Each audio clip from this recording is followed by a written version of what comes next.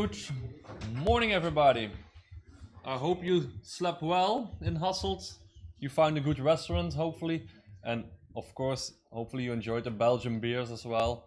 I hope you drink not too much because today we have also a quite full program. We will start with the first panel. Today we have got three panels, if I'm correct, for today, and I wish you again a joyful day. I think we, yeah, I think we can have all the panelists before the lunch, so we can conclude at the end. We do the end notes before the lunch, and then at lunch we have the meeting in the restaurant, and you can go wherever you want after the lunch. So, but that's for things for that.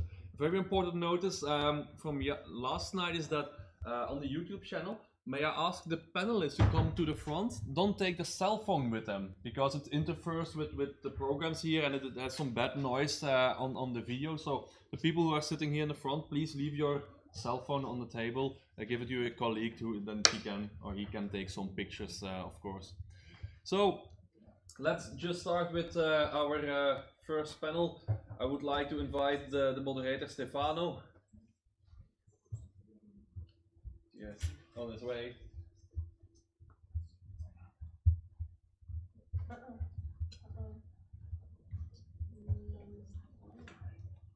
You will do the first introduction with the letter.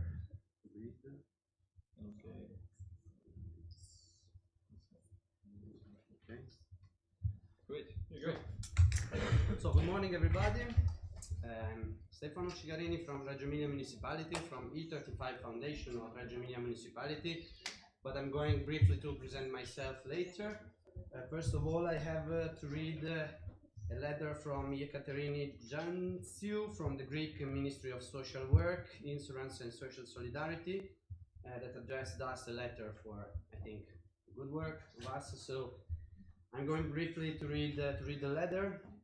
So the letter was addressed to the president of Anatoliki SA while they were implementing the training of trainer activity in Greece connected to the PAL project. So it begins with, Dear Mr. President, we rejoiced in receiving your invitation for the training seminar entitled Prevention of Discrimination in Roma Employment, and we'd like to thank you for the information and the invitation. We wish you every success in the seminar and look forward to the positive and creative effects. Today is an axiom of all who have been involved with the issue of social exclusion of Roma in Greece. To solve this complicated and multifaceted problem that requires a comprehensive and coordinated effort in supporting an intervention to subtopics point of Roma exclusion, such as housing, employment, education, health, etc. The recent establishment of the Special Secretariat for the Social Integration of Roma answers to the above needs and practically proclaims to the political will of Greek state for the gradual and full social and labor integration of Roma, which will have multiple benefits for the entire Greek economy and society in general. For that, a necessary coordinating body established that has the supervision of all policies, actions, and intervention on Roma that are developed and implemented either at central level or with the initiative of local authorities. Finally, answers the persistent problem of overlaps and disparate action that are ineffective. So I take a minute because I think that our panelists from Greece, I will ask her to explain us better this the establishment of this new, I think, very interesting, organ. I don't know how coordinating body that has been established in Greece. I think it's a good practice to be shared today during our panel also. So the main task of the Special Secretariat are formulating guidelines for each policy area related to social inclusion of Roma and the suggestion of such policies to the Minister of Labour, Social Security and Welfare that is responsible for social solidarity issues.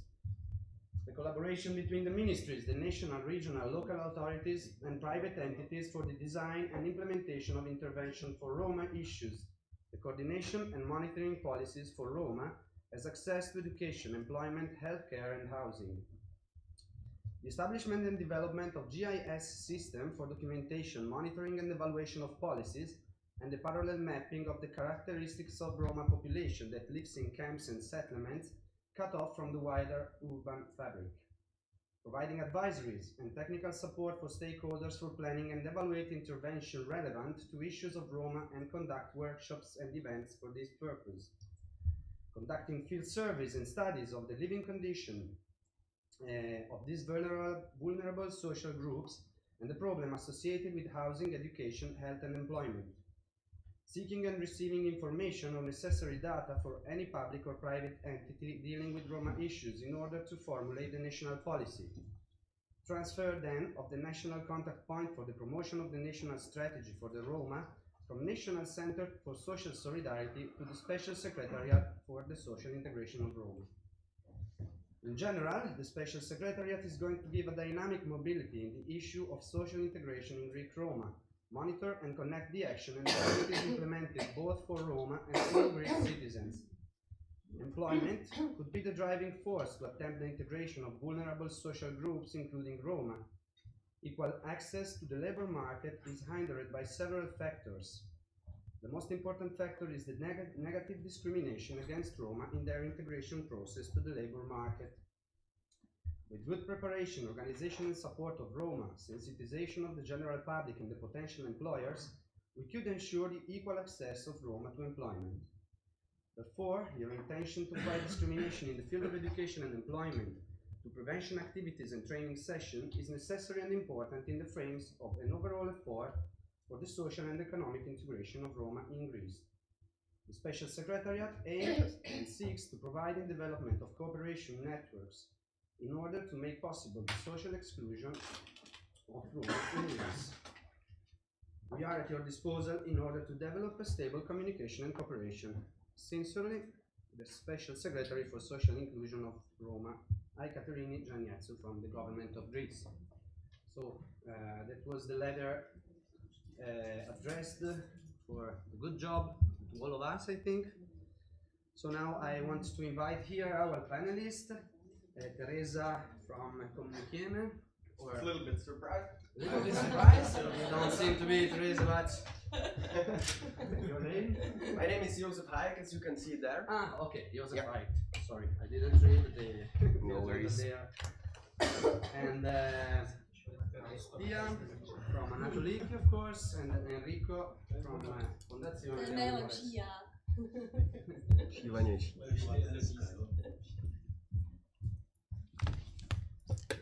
Okay. Thank you all for being here. I'm trying to.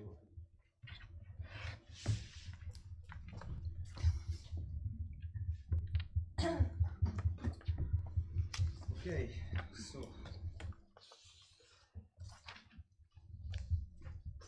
before beginning the panel, I wanted to thank you, of course, all to be here, speak with us today. I wanted also, first of all, many thanks to the Limburg University for organizing this important event.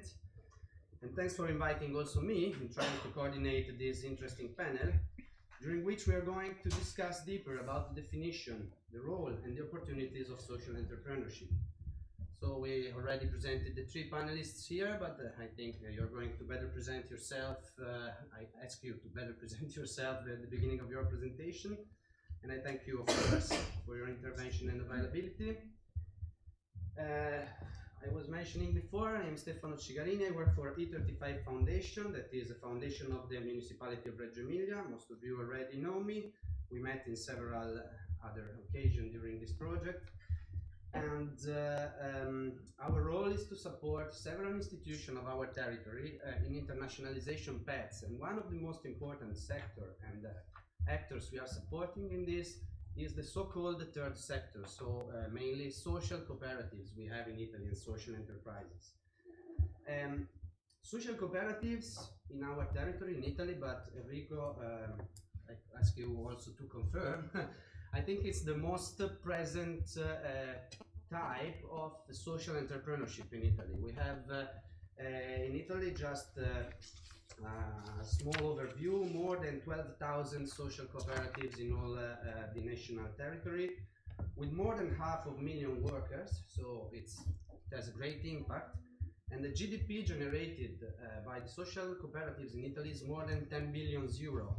It's more or less, I was just laughing, it's more or less the GDP of Mozambique, 10 billions of euros. So it is a very important impact also on our GDP. And especially in our city, that Reggio Emilia, that's also due to its history, I think it's of course well known all over the world, and it's one of the capital of the cooperative movement all over the world. So just two numbers in our city, that is 170,000 inhabitant city. We have more than 100 social cooperatives, 5,500 workers there, and the GDP that's more than 200 million euros. So it's a very important sector for our city. They are active in several fields, such the educational services, the support to elderly people, and the support to persons with disabilities. These are one of the actions they mainly do in our city. But most important is also the social cooperative that are working in the inclusion of disadvantaged and groups, with disadvantaged groups. So they have a great impact in the employment of this kind of groups. The problem, I wasn't aware about this, but yesterday evening we were speaking with our colleagues. Roma population in Italy is not a disadvantaged group. Can you confirm also, Eric? Because they are Italian citizens, most of them. So half are Italian citizens, but the Italians one are not a disadvantaged groups. So it's not for social cooperatives or social enterprises. They can't employ them having the benefits or the fiscal benefits that usually are given to the social enterprises in Italy when they employ some people coming from vulnerable and disadvantaged groups. So today we are beginning the discussion, I think, on social entrepreneurship, social cooperatives, connected with the Roma integration and employment. But I think this comparison between the different EU member states on how they approach the social entrepreneurship can be also a very interesting topic, maybe to be discussed. I don't know, I'm launching maybe also an idea for other research project or something like this, or maybe something already exists about this comparison. So now I stop here and I leave the floor to Joseph that is briefly presenting us what is social, the title is what is social entrepreneurship and other models to secure employment for those that are most in need. So Joseph, of course, thank you. If you want also to briefly present yourself, because I think it's the first time you come to a PAL meeting. We didn't meet you before here. And so the first question for you is, can you present us the meaning of social entrepreneurship, giving us also some clear examples? Okay, so firstly I'm gonna introduce myself. My name is Joseph Hayek, and of course, I'm sorry, I wish you good morning, dear partners. And yeah, I'm external worker in our organization. I'm studying journalism, so I'm mostly making like press releases and everything which is connected with media. And I'm also working on another Erasmus Plus project. I'm project manager, and here I am instead of our expert who couldn't come because of he got born baby. So quite nice thing. Congratulations. And now I'm gonna start. So firstly, I will be speaking more in general way. What is it, social entrepreneurship? And then I will come with examples. So social entrepreneurship is a form of startup companies and other similar activities aiming to improve social, culture, or environmental situation in society. As different from common entrepreneurship, it have not the main goal of creation of profit. As different from common entrepreneurship, and from non-profit organization, it differs in the aims at creation of value and money for sustainability. As every entrepreneurship aim at solving social problems and improving life of people, it seems that the difference is not very relevant. But during the past decades, and the result of activities of some for-profit companies led to highly polluted areas and devastation of nature, with common social impact of seeking the highest profit lead to rapidly changing economics, which could not provide job security or opportunities for some people in society. The difference between responsible companies and the predatory approach of some other companies started to make sense. So now the examples. During the chicken farming, there is a lot of that chicken which are considered biological waste and such are disposed of in rendering plant, which is not ecological the best solution and not the cheapest. As a form of social entrepreneurship, there was created solution in the form of crocodilian farm. Crocodiles are able to digest rotten and infected meat without problem. In fact, they prefer those type of meat. As such, fallen stock is ideal for them. The cost of disposal in that form is highly reduced with comparison with rendering farm, and it have also a result of production new goods as our crocodilian products. Many of created jobs in this crocodile farm are manual and they are open for people without any education, we can say. This example is about innovation in fields which are not as attractive, localized waste disposal, and as such is not developed enough and it's open for innovations. Other example in this area could be recycling, using food scraps for biogas, and compost creation, collecting of firewood and other dispersed sources which are not profitable enough for creation big companies and such as are overlooked. Other example could be not innovation of activity itself, but possibilities for employment of people which are unable to work in standard jobs. It could mean of creation job possibilities which are prepared for working with mentally ill or handicapped or not integrated into the society. Ability to compete is usually gained thanks to the combination of lower salary than is common in the field and the advertisement of the socially responsible behavior, which can help in search for contracts. Example could be company which is whole organized around working from home and as such is viable for people with severe movement difficulties. Many of these social entrepreneurships are organized around the internet and work for different web-located services. As example could be web designer, graphic designer, or online support.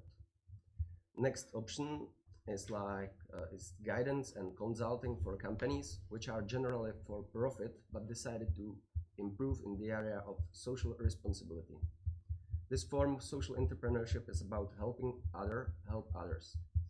Almost in every company, there are a possible way to reduce environmental impacts and improve the job opportunities for people in need without the risk of losing profit.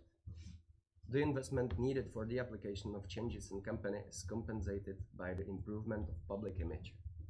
As such, it's important to work with the company closely not only on the changes, but also on how it will be presented internal to the employees and external public. And now kind of conclusion. Social entrepreneurship is a way of creating sustainable development, the sustainable activities, which are alternative to the less environmental or socially responsible forms. It includes utilization of resources which are unnecessarily wasted or seeking of way of creation working environment for people which are not able to successful in standard model or helping for profit organization in searching how implement element of social entrepreneurship into their own activities. Yeah, so A little bit longer. okay. Thank you so much. So I think that, of course, one of the characteristics that comes out also from your brief presentation is also about the impact that social enterprises and have at local level. You know, the role also at local level to reinvest also something in their territory in order to support the sustainable development or sustainable inclusion for disadvantaged people. So. After this, can you please analyze so briefly also benefits and risks, strengths or weakness points that this kind of companies can have? Okay. So pro-social and ecological activates can benefit a lot from a good public perception and and are able to provide services in higher cost than the competition. Also, thanks to the model in which our employees able to identify with the goals of the organization, it stimulates high motivation and loyalty in the employees and benefits in lower requirements for the salary in comparison with competition. Also, thanks to the involvement of the employees in the goal, the employees are able to innovate more, and the stealing and other social pathological activities are lowered with the comparison with competition. All this requires the responsible leadership on the side of the management, as all these benefits could be easily lost if not communicated appropriately among the employees, which increase the requirements on the skill of the management in comparison with other business models. So social entrepreneurships are much more achievable in the advanced economic, and in the time of economic recession is much more vulnerable, especially the forms which are aimed at dispersed resources which are less available during the economic decline. But as is economic growth relatively stable, the opportunities for the social entrepreneurships is expected to grow with it. Highest risk in the result of special requirements on the leadership of the company, it is necessary to have all skills as in the standard for profit entrepreneurship, but also there are special requirements on the social consciousness, as this requires a lot of creativity, knowledge, leadership and empathy. It based on talented people which are drawn to the higher paid position in the for-profit companies. Okay, and yeah, one of the main issues I think also in years of economical crisis is how can companies, how continue they to manage with the no social inclusion paths inside the companies, or also corporate social responsibility is another aspect, connected to this. And so, other possible models for favoring a social approach to entrepreneurship, which could be? So other models could be. Sorry, I'm gonna start again. Other models for providing for people most in need includes charity work, self-employment, and hybrid models. In hybrid models, the overall goal of social entrepreneurship is to help people to provide basic investments for self-employment in the form of guidance and material needs, usually in the form of low-interest loan. In many cases, helping people in the worst economic situation is on the edge of the law, as it is not fully prepared for people which are long-term excluded from society. Self-employment is commonly regulated through set of ordinance, laws and taxes, which are people in the poverty unable to fulfill at the beginning. Examples could be again using dispersed resources, as is scrap metal, wild fruits, and small domestic help, which are all strictly regulated by the law, taxation, and bureaucracy, which requires a lot of skill, which people living on the edge of society lack, and cannot be expected that they achieve them during the preparation for self-employment, as they are extreme investment for them alone. This is connected to the social help, which is sometimes misused as a tool to limit activities to bare minimum, as any form of earning money on the side could lead to the loss of support from the state. As such, people are discouraged from trying something on their own and are supported in the reliance on the state, which is commonly incompetent in providing the help. So we are saying, let's make it different, let's make it sustainable. Okay, thank you so much. So it means also that an important role also is played by politics, by the law, and so on how I think it could be very interesting. So also as an output maybe of the today meeting to have some recommendations or something that comes out for policymakers also. It was supposed also for our next panelist, and thank you, Joseph, for this first presentation. to speak about an interesting framework that is the Greek law about the social entrepreneurship.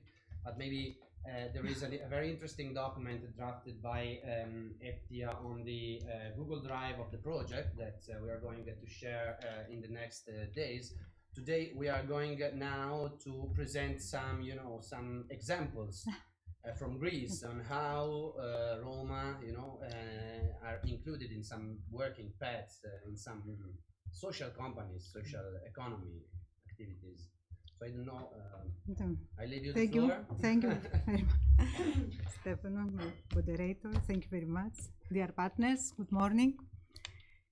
Thank you for hospitality to Hansen. I'm Eftichia Kivrakidou. I'm economist, director of administration and financial manager to Anatoliki SA.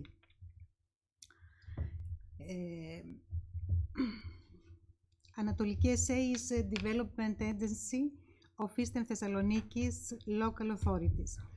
It has been established in 1995 in order to support the sustainable development in the wider area of the city Thessaloniki. Located the municipality of Thermi in Central Macedonia region.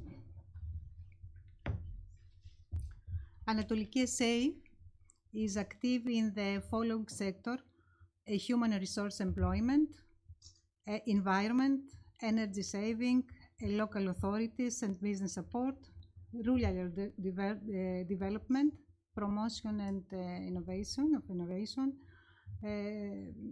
and social economy. Social economy now, I think I want to say for general for the social economy, the high employment rates of the 18th and the reduction of the welfare state of the 90s separate the area where the social economy is built mainly with cooperative associations of workers that were intended to cover the failure of the state of provide social goods and help integration of social vulnerable groups in the labor market. The field of social economy bounded primarily between state policy and private investment of economy activity. Development is ordered to cover those needs of social for which the private sector is not available due to the absence of high profit, and the not-government sector may contribute to the absence of financial instruments. The social economy can be a multiplier of growth and social cohesion, vital elements of the European social models with systemic design and institutionalized innovation. The focus should be issues such as new founding opportunities in the area, good example, and the newly voted law on social economy has many points for discussion. In our country, the social economy development mainly after 2000 and institutionalized by the law 4019 to 2011. Last night I decided to change my preparation because I discussed with another colleagues, and I think it's very interesting to tell us what do now with the Roman people, and because my presentation is all in the Google Drive. Yeah. I call George. Thank you very much for translate me, because I want to say anything in Greece and translate yours with me. Thank you, Enrico. We have a new panelist. Yes. Thank you for coming. Unofficial. Surprise. It's a surprise for us, and I decided after 12 last night. So, Miss Kivrakidou wants to speak about a practical example in our region in Thessaloniki that has taken place with Anatolikis activities about Roma's practical social entrepreneurship. And the PAL project has given us opportunity to come closer to the Roma communities. Για μένα είναι πρώτη φορά που έρχομαι σε επαφή με την κοινότητα των Ρωμά, μόνο μέσα από το πρόγραμμα PAL. It's the first time in her career that she had the opportunity to come in touch with the Roma community and through the PAL project only. Συναντήθηκα με μια ομάδα παιδιών 20 με 22 χρόνων. She came in touch with a group of boys and girls around 20-22 years old of the region. Των οποίων οι γονείς είναι εγκαταλελειμμένα παιδιά και οι γονείς τους είναι στη φυλακή κυρίως. Their parents, as usually happens, are either in prison or they have abandoned them. Σκέφτηκα ότι η απασχόληση, the work, the job and the employment και τα τρία μαζί, η απασχόληση είναι ταυτόσιμη με την αξιοπρέπεια. And she believes that working, having a job and employment in general equals to human dignity. Και για αυτούς τους ανθρώπους θεώρησα καλό ότι θα ήταν εξαιρετικό να μπορέσω να τους βοηθήσω μέσα από μία 30ετή εμπειρία στην ίδρυση μιας κοινωνικής επιχείρησης. So she considered that it would be a great opportunity for these people to help them, as she possesses 30 years experience on social entrepreneurship, to give a new example to the community. 8 παιδιά μαζί με τρεις επιχειρηματίες ενεργούς. 8 children, are only boys or girls? Only boys. Only 8 boys, along with 3 entrepreneurs. Οι οποίοι επιχειρηματίες θα βοηθήσουν με την εμπειρία τους. The 3 entrepreneurs are going to help with practical issues through their experience. Δεν είναι Ρωμά. Non-Roma. Θα ιδρύσουμε μία κοινωνική συνεταιριστική εταιρεία ένταξης. And the goal is to create a social cooperative business that will help them integrate. In this company, 30% at least of members and workers is these companies necessarily belong to this category. Okay. And κάναμε τουλάχιστον μέχρι στιγμής 6 συναντήσεις.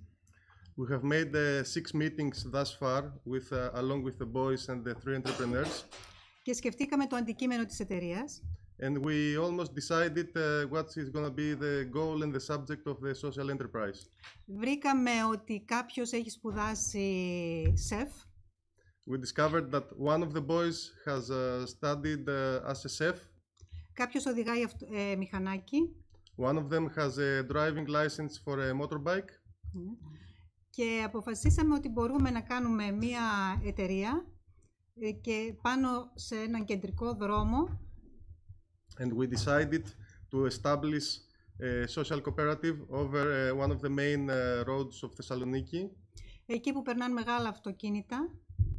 Where many trucks and buses pass by. Και μπορούν να σταματήσουν για ένα φαγητό φθηνό. And they can stop, and they do stop for have a lunch, cheap lunch or a cheap dinner on the road. Κοντά στη βιομηχανική περιοχή της Θεσσαλονίκης. Which is of course very close to the industrial zone of Thessaloniki. Και είμαστε αυτή τη στιγμή σε θέση να δημιουργήσουμε το καταστατικό. And we are ready to establish the statute of this social cooperative canteen enterprise, which is going to be based on the industrial zone of Thessaloniki. Όμως έπρεπε να βρούμε κάποιο κεφάλαιο. But we had also to raise some capital. 6 Μαρτίου κάναμε μια μουσική εκδήλωση. Έκανα μάλλον. On March 6th, Miss Kivrakidou organized a musical concert.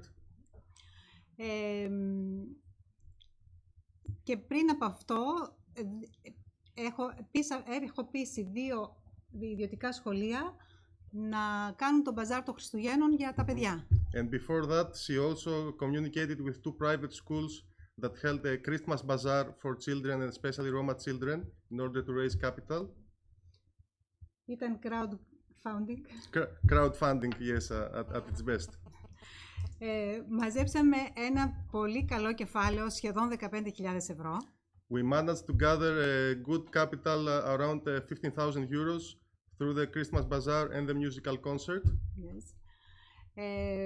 Και είμαστε έτοιμοι, αφού έχουμε το μετοχικό μας κεφάλαιο, να ξεκινήσουμε. And now we are ready to start the business with the boys after we have this capital to begin working on the canteen. Αυτό επίσης που σκεφτήκαμε, What else we have thought about? επειδή υπάρχει ένας χώρος κοντά στην εκκλησία που μπορεί να παραχωρηθεί, Because there is a space near the local church that can be given, να βάλουμε στο αντικείμενο της εταιρείας μας to put also in the companies, in the social cooperatives goal, ένα χώρο που θα δημιουργήσουμε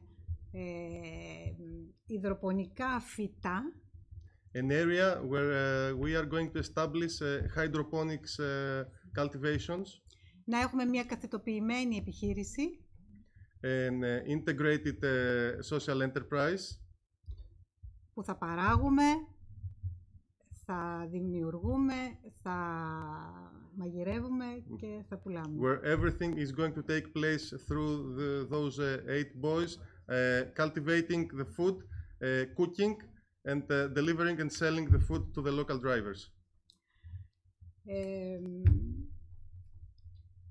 Πείσαμε τους επιχειρηματίες με τις συναντήσεις μας We persuaded the 3 entrepreneurs with our meetings να εμφυσίσουν to provide us with support because they agreed it is something that worth trying for.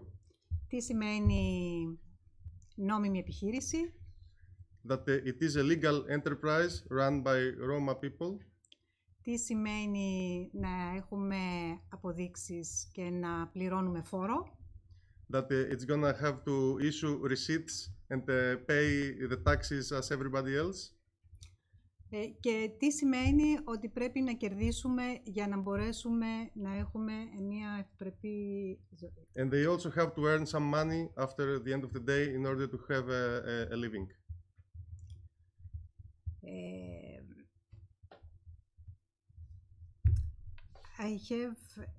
I want to say anything at the let's try project if we implement to have a measurable stock, how many people within assistance of the program will eventually work with. Our heavy regards to the particularities of the Roma groups. This individual will be an example about practices for the all of their community. Thank you very much, and I hope the next meeting I have another steps by our social cooperatives. Thank you.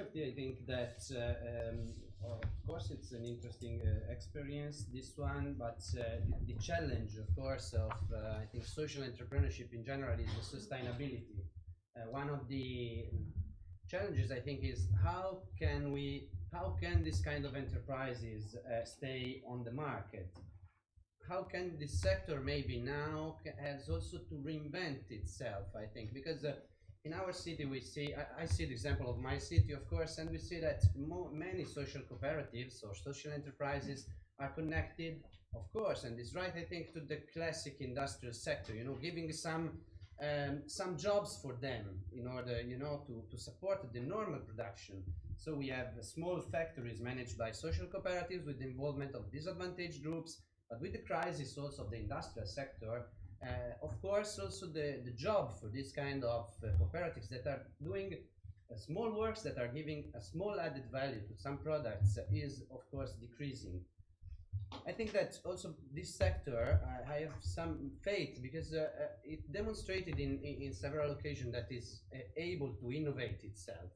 It's a sector that is always in moving minds we have here in UCL Limburg. But the challenge is that I think is that one, and it's something that maybe we have to put some energies in understanding how this kind of companies can stay on the market. So now going to Enrico, our third panelist from Leone Moressa Foundation.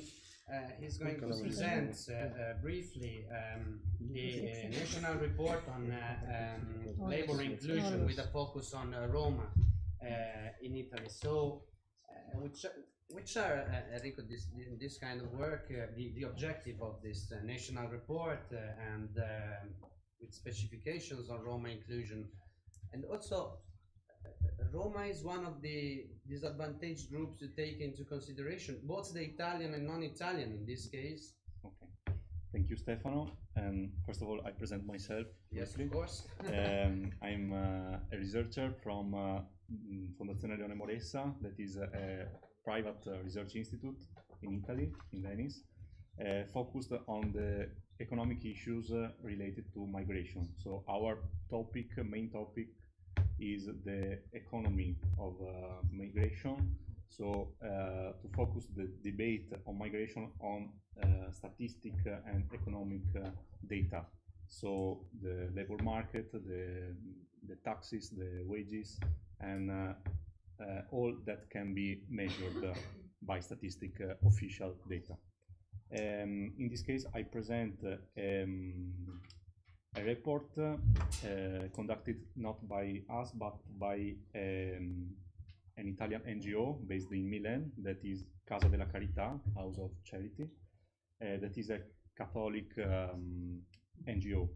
And this is one of the main reports on of Roma inclusion, not just labor, but it touches all the issues recommended by the national strategy, so health, school, and labor, and housing, of course.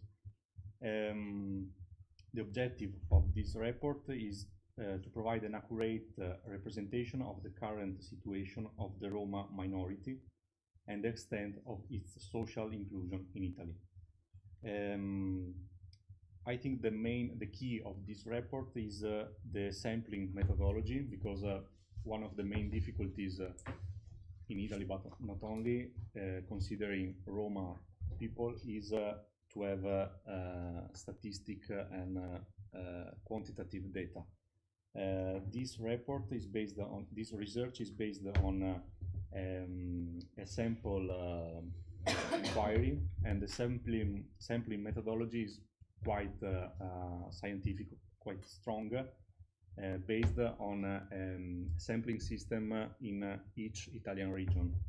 So the final sample is 1,700 people, mainly half male and half female, and it's a good sample, considering that Roma people in Italy is about 150, 170,000 people. And a consideration is that Roma people in Italy is the 0.2% of the total population, but is very visible and very maybe also overestimated. It seems that many problems in Italy are caused by this minority. Okay, and so some details about the Roma inclusion and integration in the Italian labor market. That starting from these considerations, it seems something that is not so easy to be developed. Yes, unluckily, I think that the report tells no very original things, because many of the problems are coming from many years ago. And the first evidence is that the Italian labor market is particularly exclusive towards the Roma community, both in absolute terms and in comparison to Italians. For example, in the sample, in the considered sample, the employment rate on Roma is 1/3, is 34%, while the global employment rate in Italy is 44%. So the employment rate of Roma is lower, but the main difference is the unemployment rate, that for Roma is 27%, while for Italians is 7%. Of course, the main there are of course differences in the age classes, because Roma population is quite younger than the Italian one, and the difference is that among the inactive people in Italy, we have mainly women in the southern Italy, and old women mainly.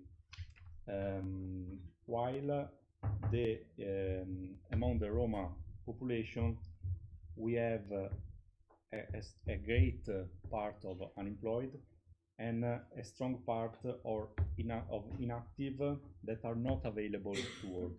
So they are not searching a job, and this part is the 14% of the sample.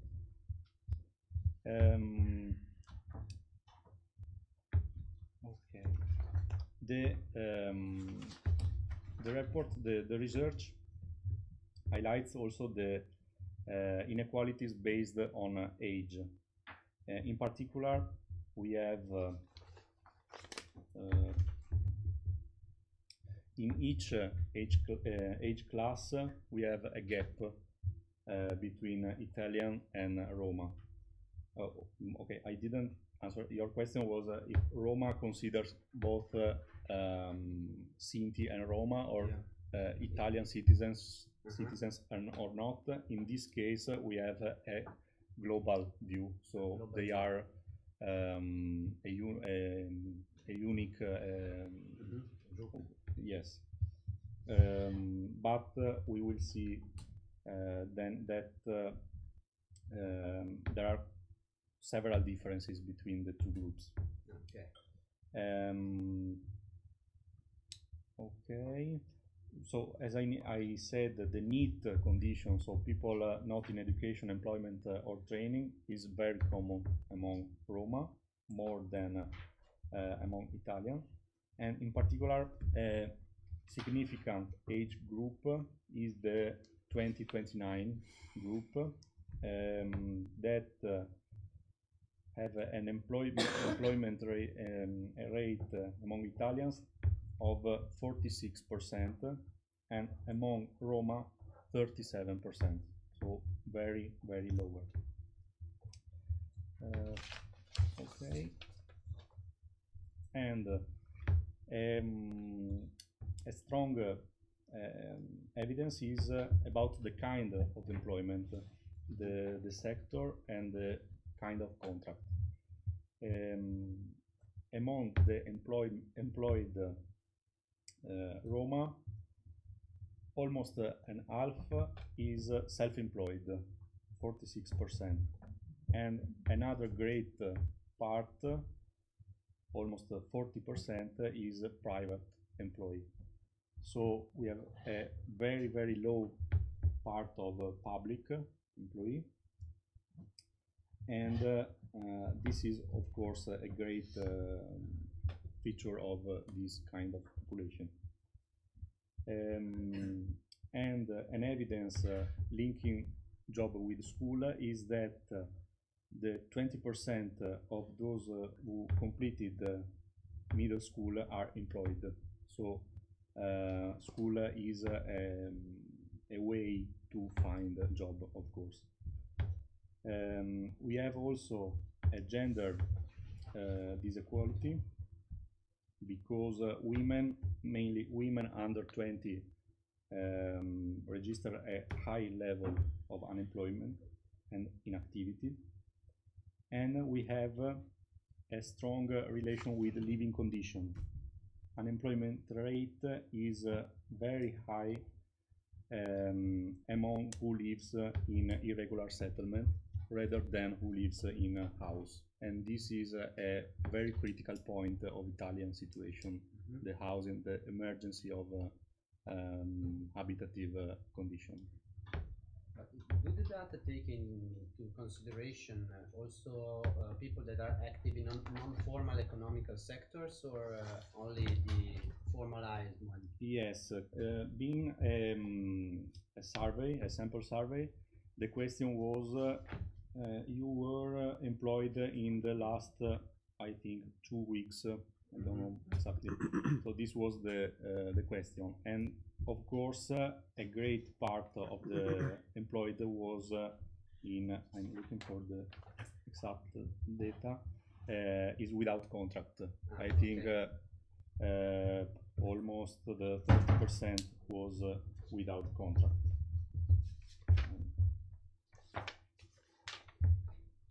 So it seems to be a quite real picture of the situation. Yes, yes. It's for that is okay. The 27% was without contract among the employed. Yes, it's why I said that this research is one of the most exhaustive in Italy, because it's not based on official statistic data that are missing in Italy, and not only in Italy, but is based on a sample survey with a strong sampling methodology. Okay, so there are some other outcomes from the report regarding Roma population that are interesting, or some connections in the data between Roma employment and social enterprises. I don't know if it's if it goes so deep in the definition of the works that Roma are doing. Okay, first of all, in this way, I think, of course, that social entrepreneurship is one way to improve occupability and the access to employment. As we said, that self-employment is one of the main ways for Roma of integration. Of course, social entrepreneurship, mainly in Italy, in the context that you already mentioned, is very important. Also, a detail about the main jobs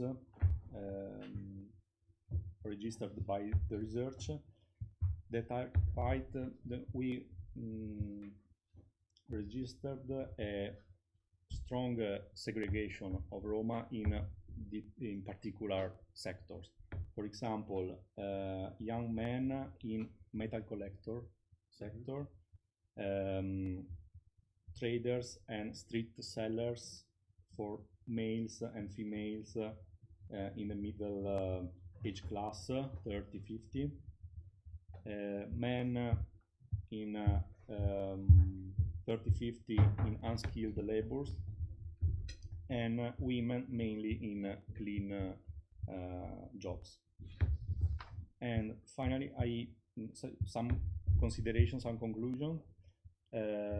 Of course, the research highlights the difficult access of Roma to the labor market, in particular women and young people. So policies should address in particular these targets.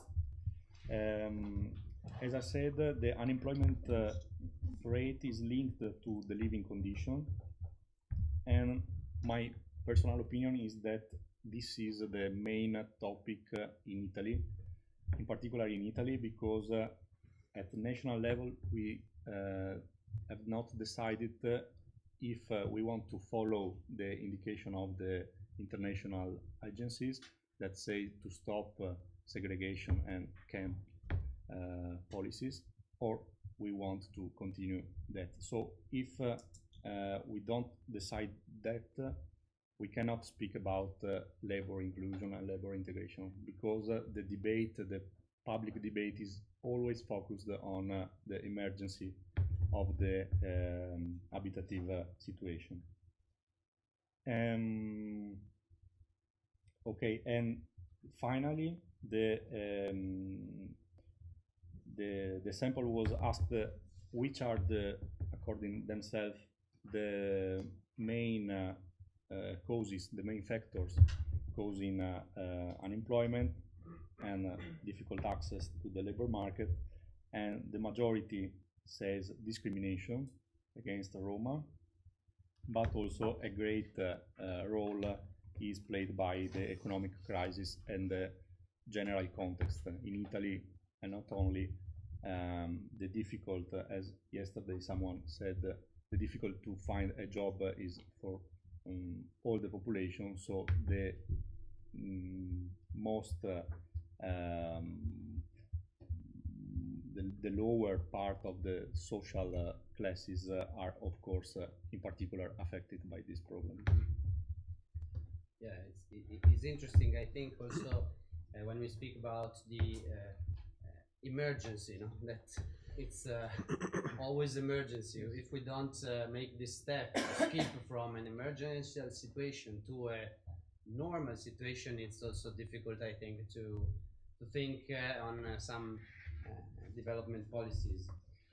Thank you all. Of course, if there are some questions from the presence here. Actually, okay. I wanted to ask a question in the beginning, because you both referred to Roma being Italian citizens, and I wanted to ask, when did they officially gain the Italian citizenship? Because, for example, in Greece, I have read this happened in 1985, that Roma people gained the Greek citizenship, which I consider quite late. That's why I would like to ask you if you know about Italy. Well, I think in Italy it's quite different, because it's linked to the ethnic origin. We have a great Sinti community that are since always Italian. They are in Italy since I think 4 centuries, and they are Italian. Other groups are the recent migration from the Eastern Europe, and they are Roma in the specific sense of Roma community. Yes, but I mean, in particular, those that are for centuries in Italy, did they have the right to vote since always? I think so. Yes. Okay. I think that many people knows that Andrea Pirlo is a Sinti. Yeah. This is a curiosity, and yeah, and that's why also we were telling before that Roma population, especially the Sinti, the Italian part, is not considered as a vulnerable group or a disadvantaged group in general, and that's why they have all the rights of the Italian citizens itself. The problem is also about the recognition of minorities that are not recognized as a minority. So that's another issue. I don't know how the debate is moving on this, but okay. Some other questions or?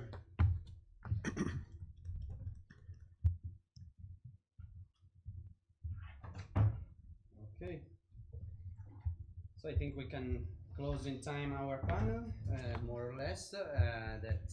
Okay, started from social entrepreneurship, but also to go deeper also on some examination of that in details. The documents, of course, will be shared and are already shared on the Google Drive for this panel.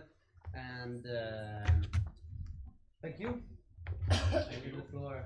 Thank you, Stefano. Sorry, I brought here the mobile because it was the only one. It's with no problem. visions. Here you go. We got some special certificates for you as well. Because you During were the in the panel. Mussolini period, Yeah, people here you go. were This one treated like as a Italian panelist. citizens. I don't know exactly, but Here you go. thank you. I think Of course, it's a dark period, that's why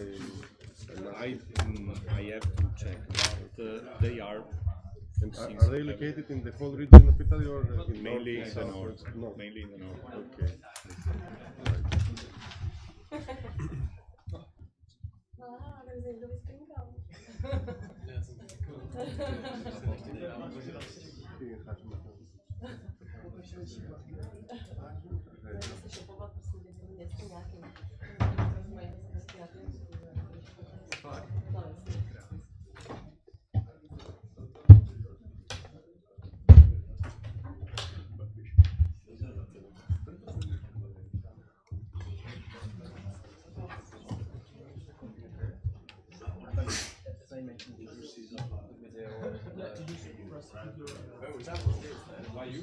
Should be now the first come wait, we've got first this one.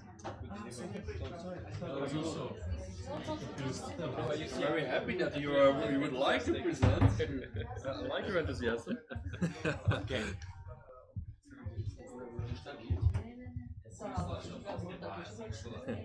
Okay, we continue to the next panel.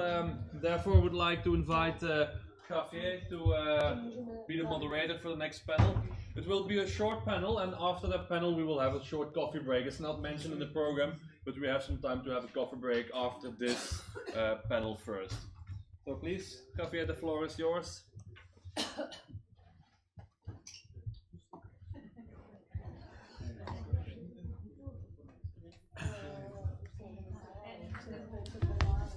Okay. Thank you.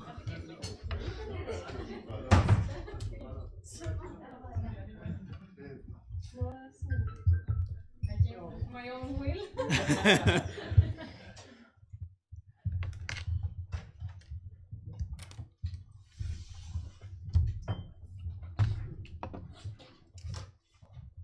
Okay.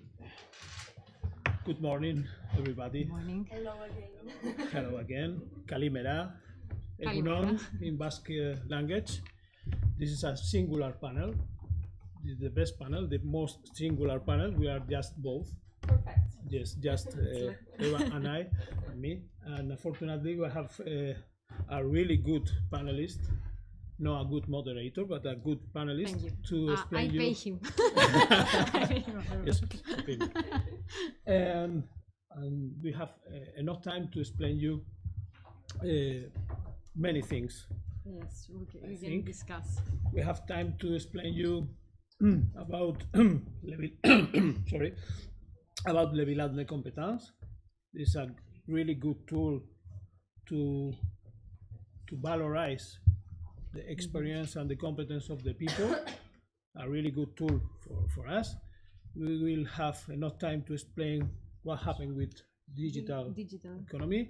But first of all, I try to introduce just a few words about Eva.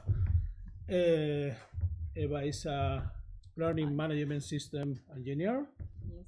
She works in Institute of Entrepreneurship Development. I see LinkedIn of Eva, and she's a social innovator. Do you like yes. social innovation, social entrepreneurship? Yes, and I have worked in many projects about social entrepreneurship. So she has a lot of things to say. So I'm not the barrier. Please introduce yourself. Thank you, Javier, for introducing me with so nice and kind words. Indeed, my name, as you may all know, is Eva Badzoyani. I work for the Institute of Entrepreneurship Development as a learning management system designer, which means that I try to convey to the digital form the training materials that we are using to train people, vulnerable groups or needs, and of course Roma people and immigrants. So it's very creative to try to make it digitalized and useful for these target groups. Within this experience of our organization, we meet the le bilan de compétences, forgive me for this accent, which is according to the European Center of Vocational Training. It is a voluntary and active approach based on the skills that people acquire either from formal education, informal or non-formal. And it also assess the motivation that a person have and the economical and social environment that includes this person. So this through this individualized process, le bilan de compétences leads to a definition of a career and action plan for his life. So this center of balance started in France many years ago. Actually, it was starting in 1986. And then after 3 years, a network of this center of balance was created in France. Then at the next step, this center of balance becomes a right for every citizen, and this is why it is very popular for Roma population.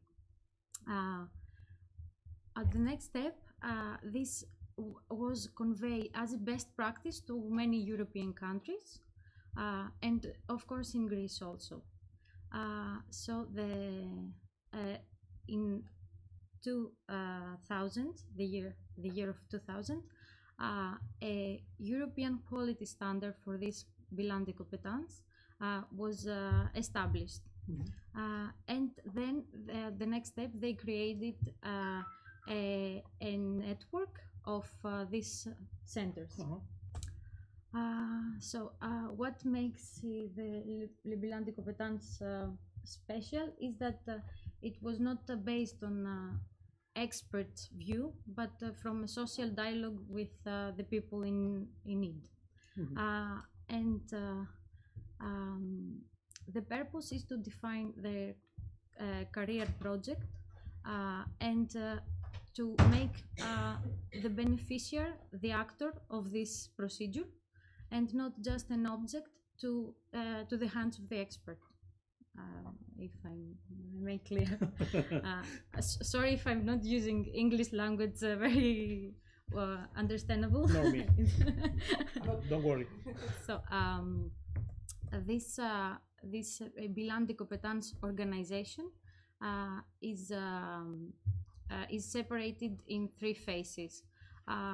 When I visited this center, they show us the procedure, and at the first phase, they just get to know each other like us now. They have a small interview. They don't go deeper in a lot of details, but they just introduce what this center does, and then they try to see what the needs of the person are. So at the next phase, they investigate more its personal profile and, of course, its his skills, the skills that the person acquires, and the gaps that he needs to fill and to get trained on that. So eventually, at the phase 3, they can work to a career plan based on what the skills and their motivation are. The courses that the beneficiary goes in is based firstly on questionnaires. They have a selection of tools to evaluate what are the special skills of each person, and then they can construct a personal portfolio. meaning that it's not like a portfolio of project, but just what a person is and what he wants to do.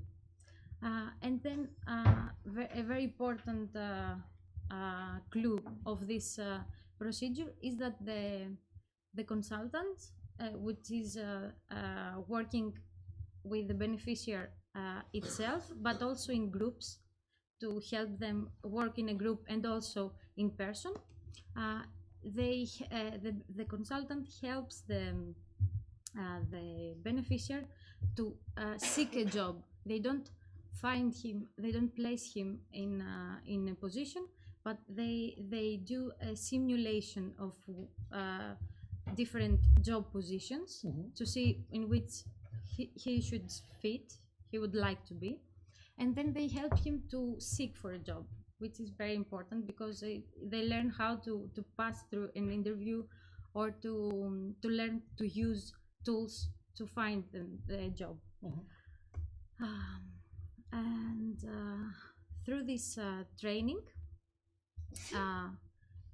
they can empower the self esteem and the self image of the beneficiary, and it also empowering the guidance in his career life.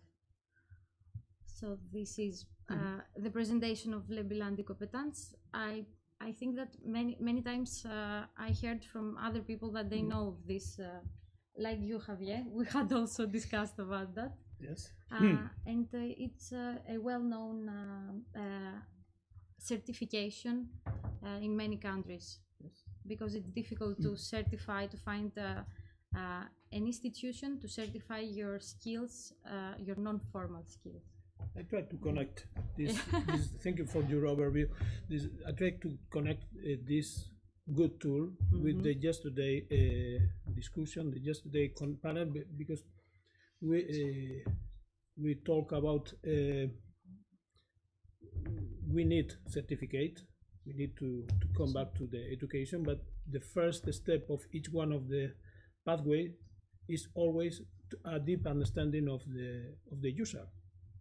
And this is a good point. Yes, because it's a mix between both. Yes, it's the point of this procedure to be focused on the human, that it's the actor, and to teach him how to behave and how to act, not give the and what is user. In your point of view, what is the social value for? Yes, not just for people, for companies. Yes, I can. The social value is that they can enter to a procedure when they can assess what they already own, its beneficiary, and they don't know how to be sure that they have these skills, and they can have the certificate, but on the same time, when they go to the labor market, it's something that it's acceptable and recognizable. It's recognized by the companies, and they can also be sure that this possible employee that comes in front of them, he has been through such a procedure and such an experience. So it's a benefit for both sides. Win-win-win. Yes. Okay. Hopefully. And I remember in 2002 the France government make a law to develop this les bilans de compétences. Now this is a right. You can make each year. You can valorize your competence each year, and I think it's a really good tool to, because most of the competence of the Roma people are not formal or informal competences. So could you use this to make visible the competence that you have but are not visible at all? No? The way that they investigate those skills is through a process of questionnaires Okay. and visits, and they try to work, as I said before, in a group, so they can all contribute to something. And then the consultant is face-to-face meetings with the beneficiary, or they use also something that they mentioned to me, because I visited the center. They use telephone meetings with the beneficiaries in every step when they need something, and the whole procedure is to try to dig and see what the person skills are, so they come up and be visible, because they pass through tasks and questionnaires, and they had also a test there about driving behavior, or even they make them create an email account. I'm talking about basic, maybe they seem rational for me to know to create an email account, but a lot of they told me there that they were just looking at the screen, and they didn't know how to, so it's basic knowledge. So it's not just to evaluate, it's also to guidance, also to mentor. To mentor. So, okay. And what about the connection between leveling the competence and the IT the IT economy? From in our organization, we are very close to entrepreneurship in many forms. Most, as the other partners mentioned, social enterprises, it's something that we have also very close to it. But from a research and based on our database and networks, and also for there is no an example of an IT enterprise including Roma in Greece. And this is something that makes sense if you think that they have not received the conventional training, and maybe it's very the point is to try to make them get involved with the use of IT or digital tools to make a living and to create their own enterprise. So how it can be connected is that they first have to receive the conventional training, and then they can move to the next level of education and receive some technical skills on this aspect. And it's also very important to make them through the training procedure to learn how to use the tools, like the example that I mentioned again, and we also saw that in the first conference about the Dendropotamos in Thessaloniki, where Roma girls had the opportunity to work with robots and robotics in such an experiment, and also in our municipality in Larissa, they give access to internet in Roma settlement, which if you want to add something from our side in Greece, Roma settlements that does not have internet access. So it's also very important, because if you have this if you don't have this value, you cannot work and learn more about the digital world. So these are some initiatives that they could multiply in order to make the IT industry and digital economy accessible to Roma people. And how ready are Roma people for the digital life? Roma people for the digital life. I know that Roma people use a lot of gadgets. They like to listen to music. They create their own music sometimes, and they like to play instruments.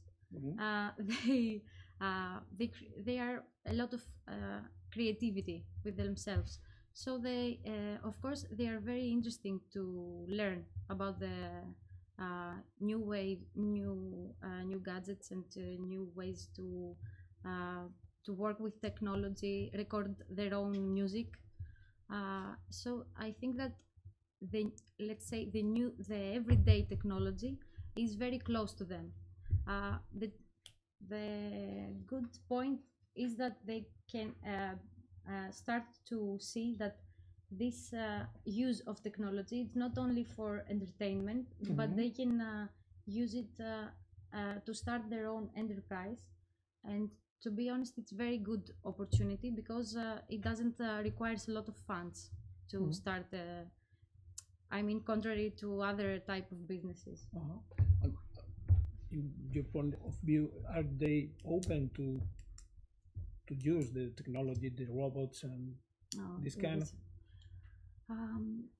Through some questionnaires that we have done at the past in Roma settlements, we asked them about how they feel about the technology and the use of it. And they told us that it's very modern and they really like it because they can enter to a world where everyone it has the same opportunity to use something. So I think that they're quite open, but in order to make it professional in a professional level, they will need a guidance and a specific training procedure. And linked to that will link them to employee via, through these digital tools. So if we use the bilan de competence to make more visible this kind of competence and people are open, arts, creativity and digital economy could be a good opportunity to develop new professions for those people. Yes, exactly as you say that, Javier. If after this bilan de competence procedure, they can end up and figure out that the suitable career for them is the IT sector. When we say IT sector, it's a huge umbrella. Sometimes it's perhaps it's just technology, sometimes it's informatics, but they can identify that this is the right path for them. And after this competence balance procedure, they can link to the labor market with those kind of stakeholders, because the bilan de competence, when reached to its end, it is linked to the labor market. At any case, this is let's say standard for this procedure to get you to the labor market. So okay, then if I understand well, belong to valorize. Yes. Digital economy, new opportunities, and arts, creativity, and digital questions. Why not? Yes, and why not? Because they already it's something that it's initial with them. Okay. They had they want to convey it and probably they can, something that just came up to my mind. It's that they in a way that they like commercials. Roma people most of the time they say that I want to work with commercial. They can use also e-commerce. It's also an opportunity for them. And I believe that they already the IT idea is in how to say this word. It's embedded in every type of business activity. So it's crucial now to know how to use a computer, know how to use networks, business networks. Okay. Okay, thank you very much, Eva. I don't know if I covered 30 minutes. Feel comfortable. Because I'm the only panelist, I can give the word to others. So please feel comfortable.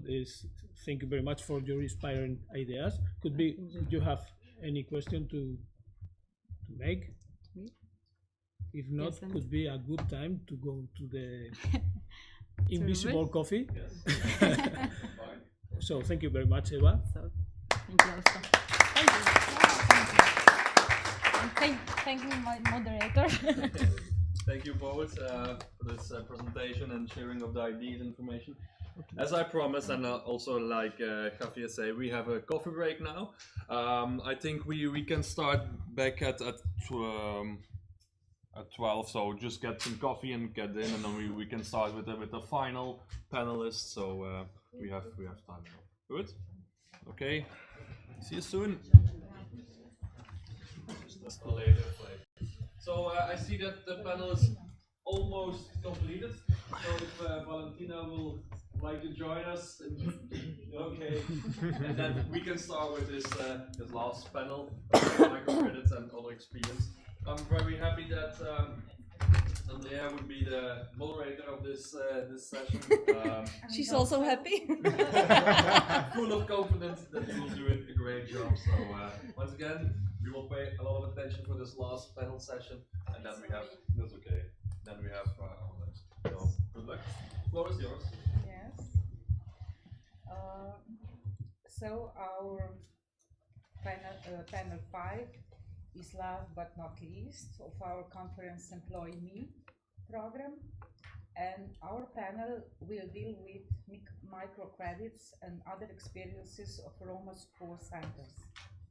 Yesterday we heard about opportunities of self-employment through the small-scale entrepreneurship supported by micro-lending and intensive community engagement in social microcredits in marginalized Roma communities of Europe, and policy recommended for promoting their financial inclusion.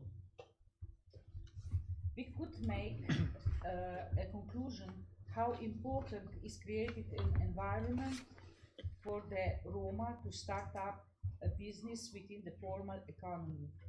Local leaders must invest in improving relations with the mainstream society and creating these opportunities. Social business offers a way forward for many vulnerable groups. The EU Progress Microfinance currently promotes microcredits providers in 40 member states. This is a positive example of use inclusive social microcredits. Financial inclusion of the Roma is currently very limited in Eastern Europe, and the improvement is crucial for the increasing Roma's economic welfare. While accessible microcredits founding is key to promote self-employment, more than 60 countries across the world had accepted financial inclusion reforms in recent years. These reforms include innovative institutional approaches to reaching financially excluded groups with basic financial services such as bank accounts and saving, targeted at educational investments, financial literacy, and microcredit. We also have a good practice example being implemented by Roma-focused NGOs. Outcomes of EU projects about Roma issues will impact on Roma policy development at both levels, at EU and national levels, influence on a better use of EU funds, and help break the vicious circle. Yesterday, we also mentioned Youth Program, which despite its significant operation costs and challenges, is becoming a sustainable business model. The program has significant opportunities as social facility for widespread social benefits that they may be achieved through increasing formal self-employment, income taxes and contributions, and lower social payments. Porter, founder of a Porter Foundation for Equal Opportunities, said, "It needs to be acknowledged upfront the social microcredit schemes are not and cannot be profitable. The objective is to capacitate the target audience and beneficiaries by providing trainings and mentoring, as well as providing social microcredits in an environmental state that assist rather than impacts sustainability of these new ventures and entrepreneurship.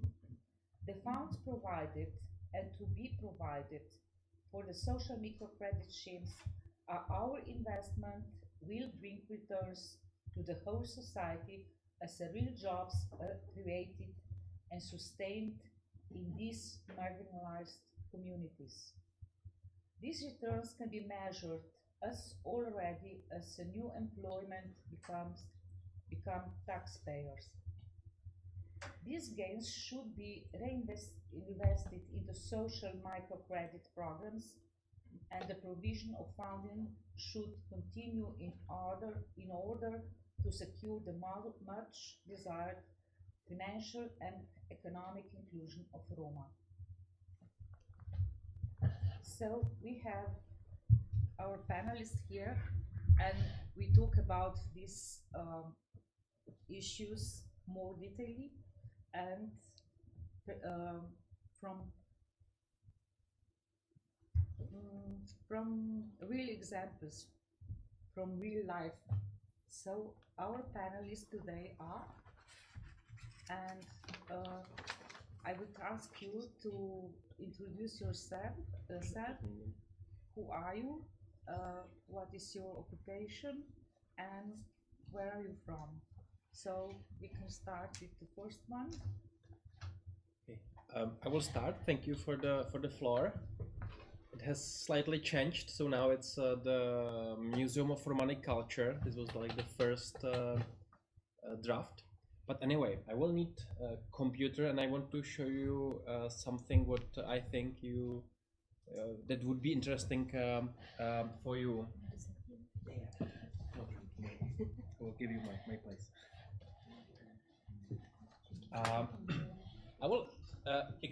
I will show you first one district in Brno, which is the second biggest city in Czech Republic, that used to be and is still partly problematic, but it's changing.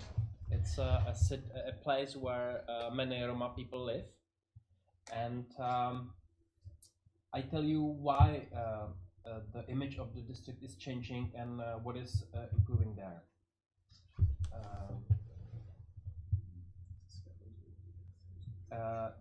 Brno is the second biggest city in Czech Republic. It's known for universities, for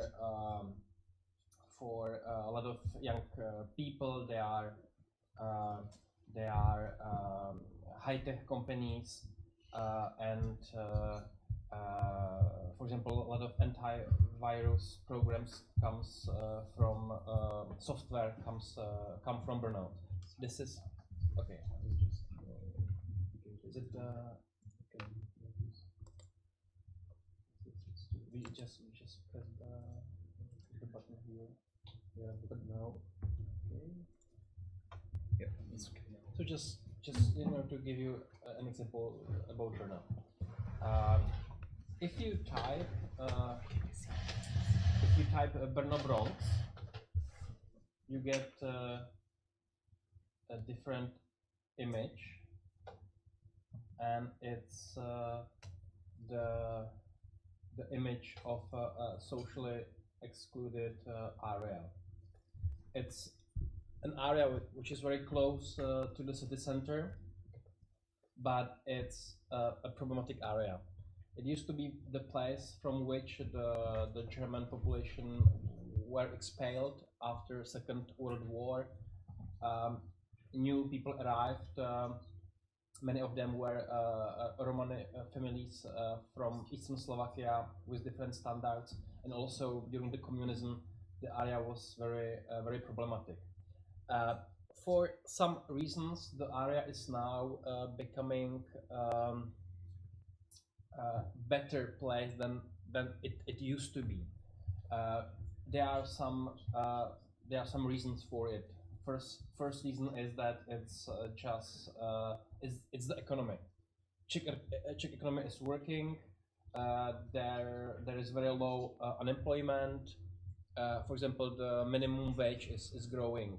Minimum wage is important because for people that work manually or for very low money, they quite often work for the minimum wage. So if it is growing, the money that they earn is growing.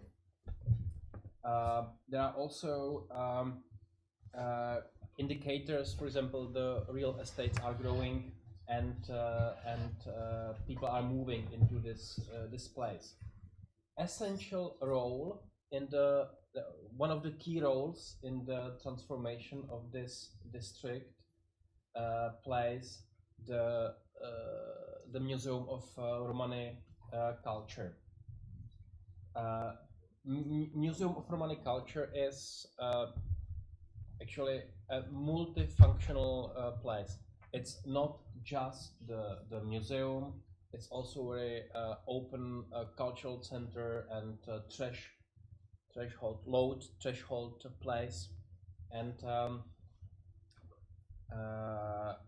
that's what I want to demonstrate to you now. What I want to tell you more about. So I will start.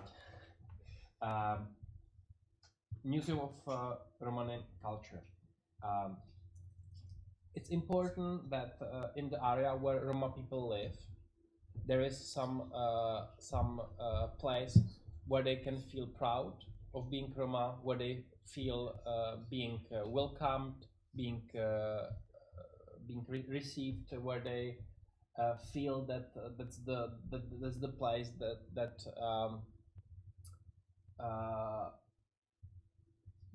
makes them feel important. I'm not used to work with this computer, so I will. Switch it to.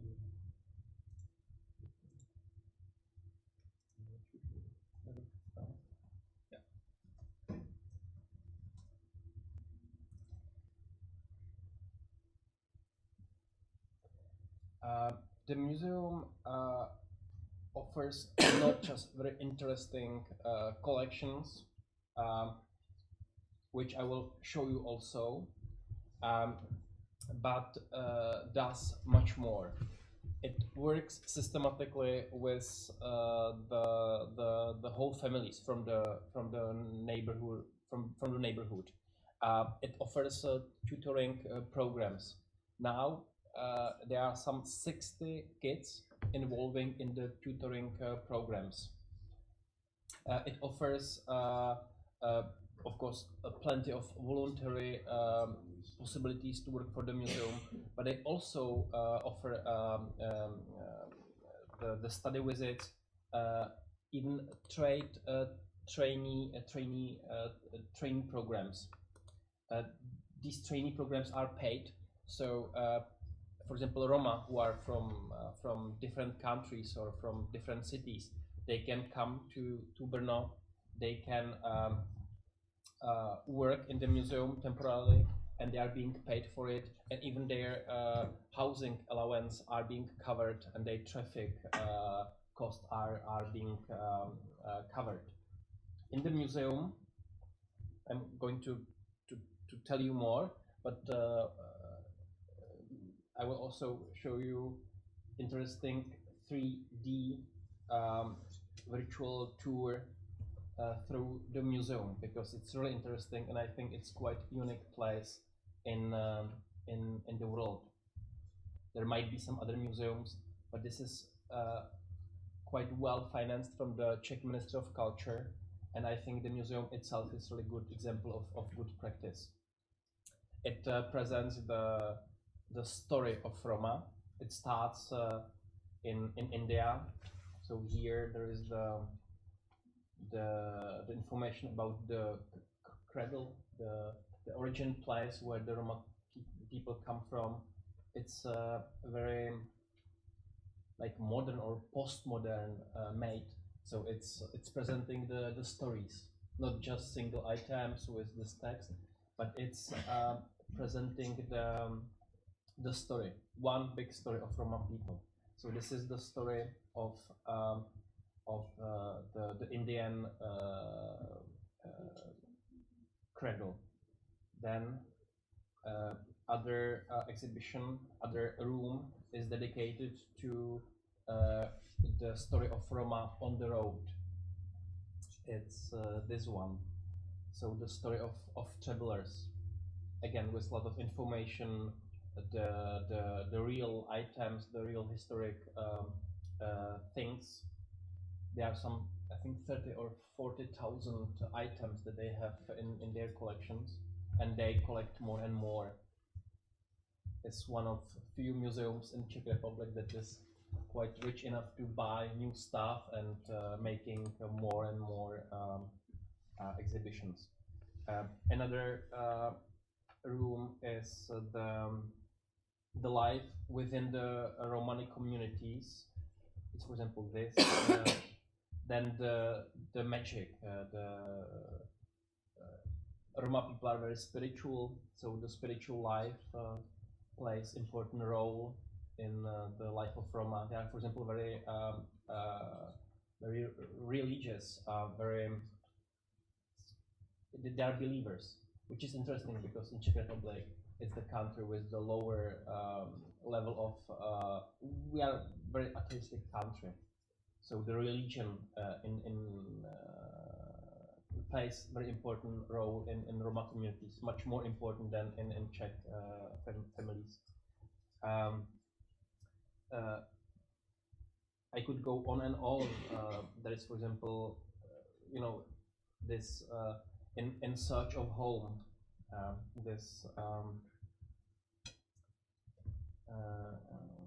exhibition, this part of the exhibition, it looks, it's how the Roma settlements looks like or looked like from inside, but sometimes not much has changed. So some settlements still look the same.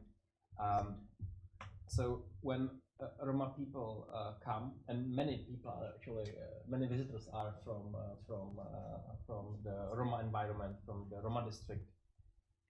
They can learn more about their story, about what they came from, and what is it about to be Roma. And such institutions give them big, they give them pride. They are proud that their life is and their culture is rich enough to be shown in such interesting museum. So that's the museum. You can visit it from every single part of the world, because you can see it on the web. I can also show you a very short video. It lasts 5 minutes, and then I can tell you more. I want you to get this experience of the museum. Oh no. Oh, okay, yes. That's why we conference.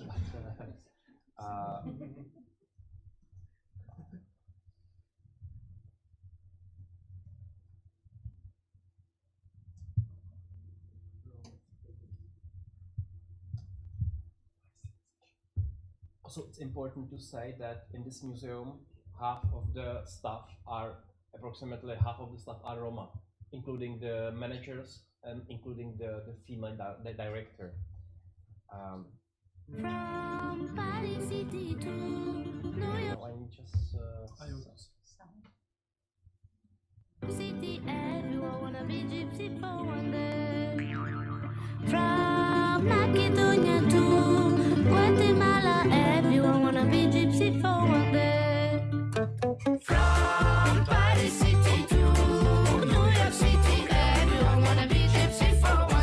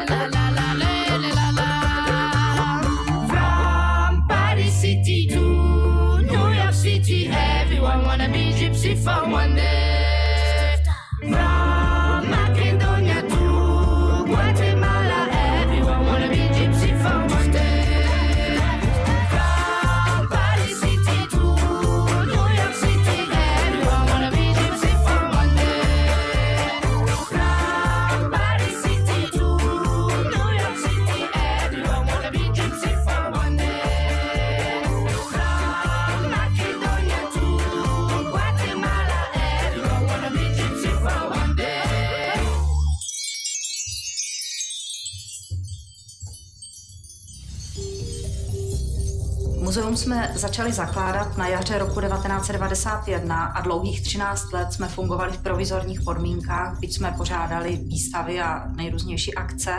Od ledna roku 2005 jsme státní příspěvkovou organizací a dnes už naše sbírkové fondy čítají asi kolem 30 000 sbírkových předmětů. Stálá expozice nese název Příběh Romů a budovali jsme ji dlouhých 10 let, od roku 2001 až do roku 2011, protože ani financování nebylo jednoduché. Získali jsme zdroje na ní i ze zahraničí a z mnoha různých míst, ale dnes může veřejnost vidět vlastně komplexní pohled na dějiny Romů od Indie až po současnost, a to s velmi zajímavými exkurzemi do kultury Romů, a to je možná právě to nejzajímavější.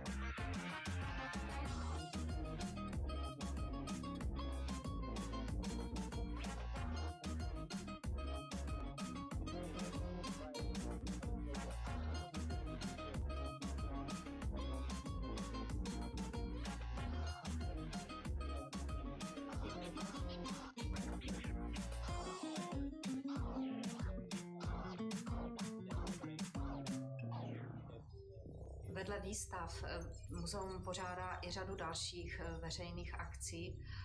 Jsou to například přehlídky z fondu oděvu a šperku, ale jsou to také oslavy, například Dne Romů nebo oslavy Dne muzeí. To v jeden den, vlastně v jedinou noc, zde bývá 2 až 3 tisíce návštěvníků a nejpočetnější jsou právě sousedé z naší přilehlé sociálně vyloučené lokality, tedy hlavně Romové.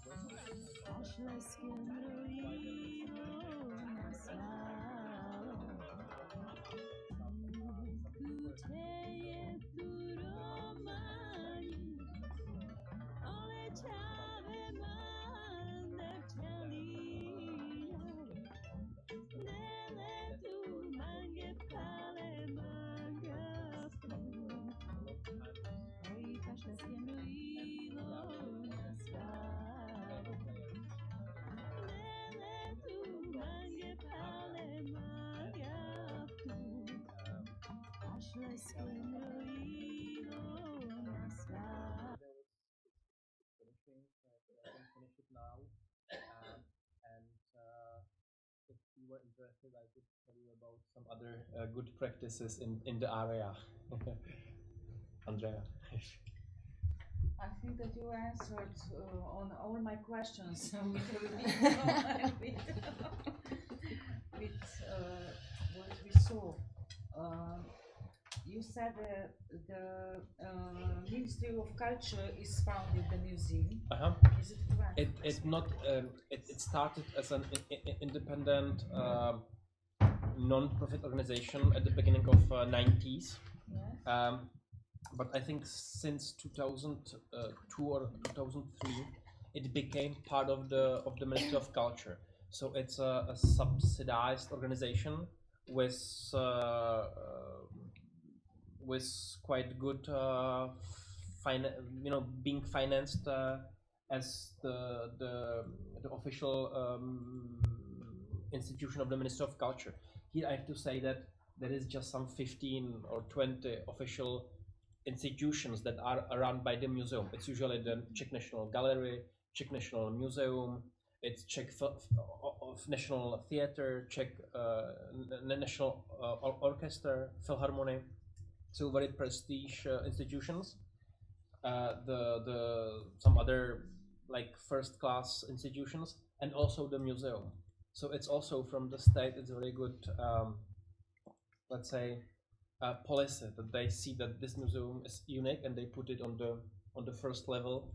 So now, although money is always the issue, they have quite good financing, and that's why you can see so many things, and also you can see the presentation of the museum. But it's not just the museum. There is, for example, very interesting Ghetto Fest. It's a huge festival of live music, of live culture.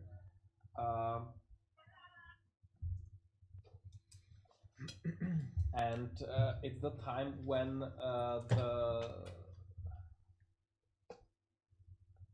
is it pigs Yes, Belgingen? of building, yes, Oh, correctly. So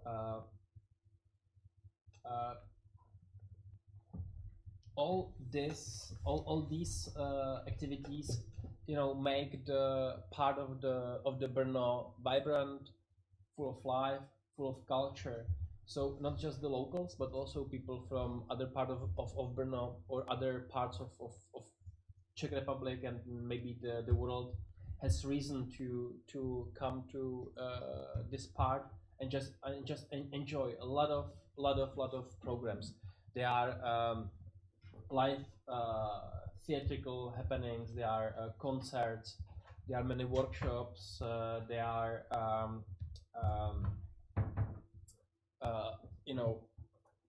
open air galleries, exhibitions. There is even a football tournament. So and it's also somehow inspired by the Roma culture, but also by many different cultures. So it's in this different specific district, but now it's actually they play like first class culture league.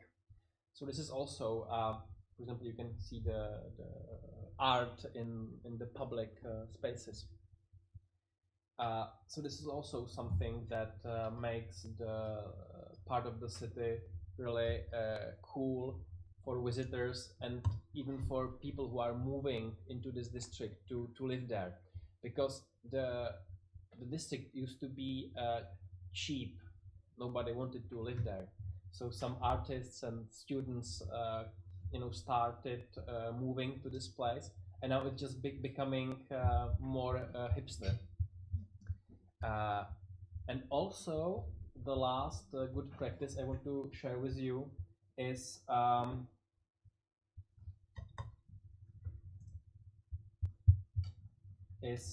guidebook to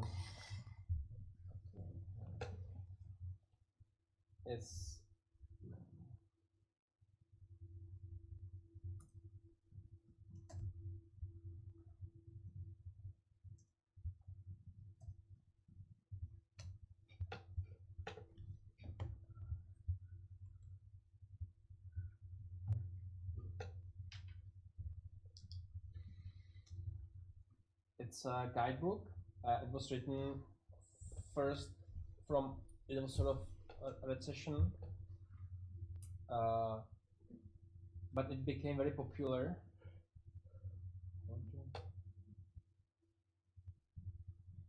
You can buy it in Brno, not in Brno. It became official sort of a product that the tourist institution in Brno, like the municipal tourist offices offer. It's called Brnox. Brno and Bronx together, Brnox.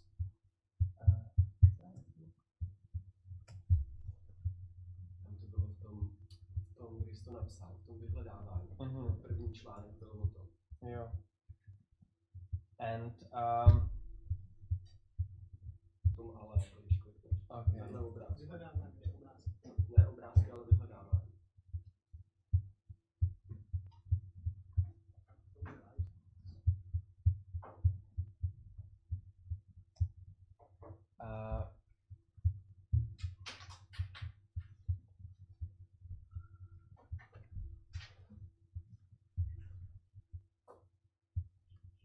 Okay, I didn't want to bother you. Okay, there are some pictures here. Finally, I got it.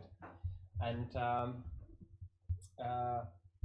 so the aim was to show people, you know, how interesting the district is, and bring tourists there, bring people who like to see something new. They are fed up with all the monuments, old buildings, expensive restaurants, so they can find something new.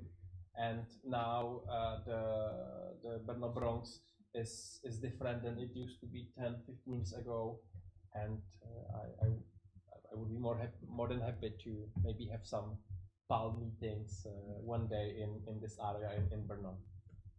So that's all from me. Thank you. I really enjoy your presentation. So we can move to another panelist. He's coming from Budapest. Yes. So Martin, can you introduce yourself? Yes. So I'm Martin Rövid, representing today Corvinus University Budapest. I'm a researcher, teacher. I have some experience in policy monitoring, and I think now we can jump back to employment and microcredits, the focus of the panel. So I will give you one concrete example of microcredit program that was implemented in Hungary. It is called Way Out, or Anta in her introduction mentioned the Hungarian name, it's KIUT program. And the idea is very simple. It was basically inspired by the so-called Grameen program. I don't know how much you are aware of it. It's in the 1970s and 80s in Bangladesh. A person called Muhammad Yunus Grameen implemented this microcredit program. There is, big poverty in Bangladesh, and the idea is that you just give very small amount of money to the poor people, that they can establish their own companies, or that they can be self-employed somehow and have their own business. And you cannot get the main why we need this kind of microcredit, because if you go to the bank, nobody will give you a loan, or you cannot secure a loan if you go to the bank. So it is basically unsecured loan. And he established in 1983 the so-called Grameen Bank. And how it works is that you don't produce all the papers, you don't give your pay slips, you don't give other guarantees, but it is a group of 5 people who gets the loan. And if one person cannot pay back the loan, then the group is taking responsibility for the loan. And then you can be either kicked out from the group. So this is how the Grameen project works. And some people thought in 1980s, early 2000, that this could work for poor populations in Europe, including Roma. And they try to do it in Hungary. What they modified a bit is that it's not enough if you give a small amount of money, but you have to give services. You have to teach people a bit of financing, how to do maybe a little bit of financial planning, and also provided additional services. So this was another modification to the original program, helping them with accounting, bookkeeping, marketing, these kind of issues. But you really have to imagine very poor people. And overall, they implemented this project in 2000, from 2008 until 2012. It gradually, from a pilot, became a bigger project. They got the European Commission money as well. And just to give you rough numbers, altogether they had 138 clients and 73. So roughly half of them became individual entrepreneurs. And what they did, I also have a short film, so I think it's better to watch this 6-minute movie about what kind of enterprises they had with this microcredit. Maybe if you have it on the other. You can show it on this one. Yeah.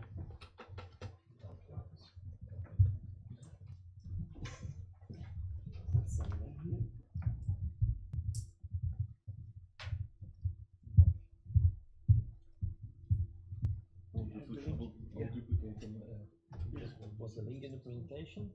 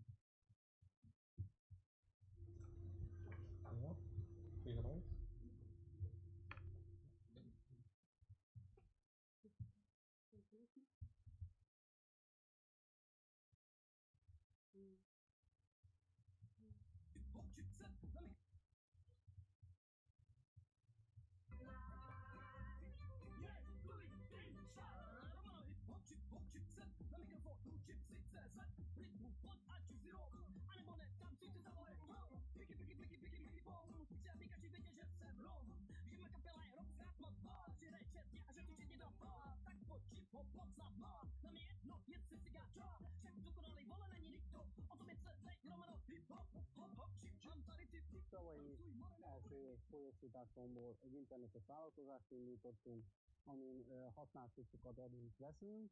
Második folyósításomat idén kaptam meg ez éven, abból zöldségtermelésbe kezdtünk bele, és a harmadik folyósításomra kaptunk pénzt, hogy ezt az autót meg tudjuk venni, és piacokra tudjak vele járni.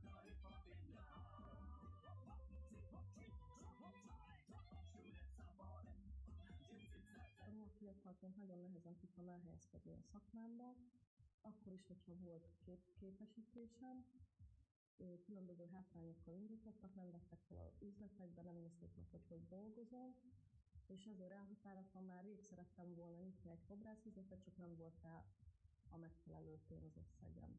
És ezért itt lakok a 8. kerületben, és mentem egy állásbőrzére, és ott találkoztam 2 terepmunkással, és ők ajánlották ezt a mikrohitelt, és így valósult meg ez az ügylet.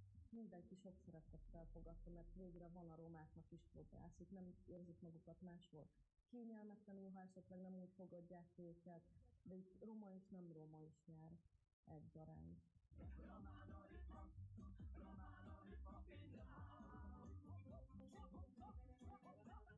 Új program 2010 márciusában indul. Elsősorban azokat a mély szegénységben élő romákat keressük, akiknek van egy nagyon jó használható ötlete, akik nincsenek nagyon eladósodva, és ami a legfontosabb, ki akarnak törni a szegénységből, és azáltal tudnak kitörni a szegénységből, hogy vállalkozóvá válnak.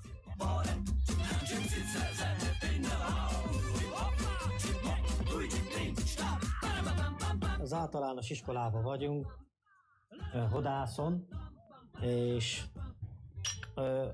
úgy kerültem ide, hogy a kiút program segített engemet ebbe, és annak a segítségével úgy felkerestük a polgármester hivatalt, le kellett tegyek egy iskolát, ahhoz, hogy ide tudja kerülni, a vendéglátóit kellett, hogy lerakjam, és úgy tudtam ide kerülni ebbe az iskolába.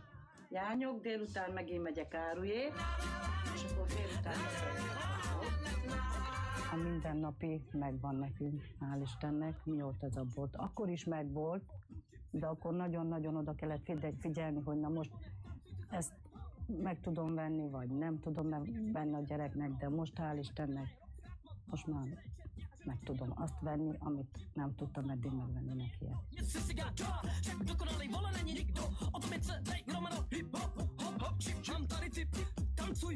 Nem minden mély szegénységben élő ember alkalmas a mi programunkra, hanem azok az emberek, akiknek van egy jó elképzelése, akik nincsenek nagyon eladósodva, van tapasztalata, és ami nagyon-nagyon fontos, legyen szándék, akarat, motiváció arra, hogy kikerüljen ebből az élethelyzetből.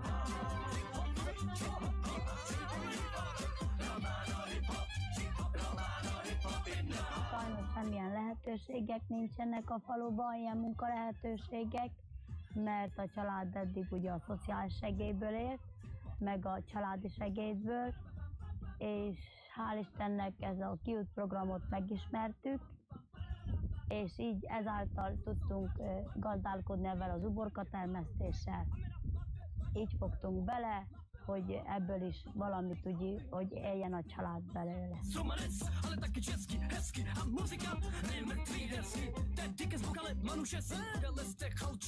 A terepmunkás feladata nem szűnik meg a hitel kihelyezése után. Mi mentoráljuk őket egészen addig, ameddig nem érezzük azt, hogy biztos lábakon áll a vállalkozás. Elkísérjük őket mindenféle ügyes-bajos dolgaik elintézéhez, például bevásárlásra, és mi tanácsokat adhatunk nekik, könyvelőhöz segítünk nekik értelmezni, amit esetleg a könyvelő mond.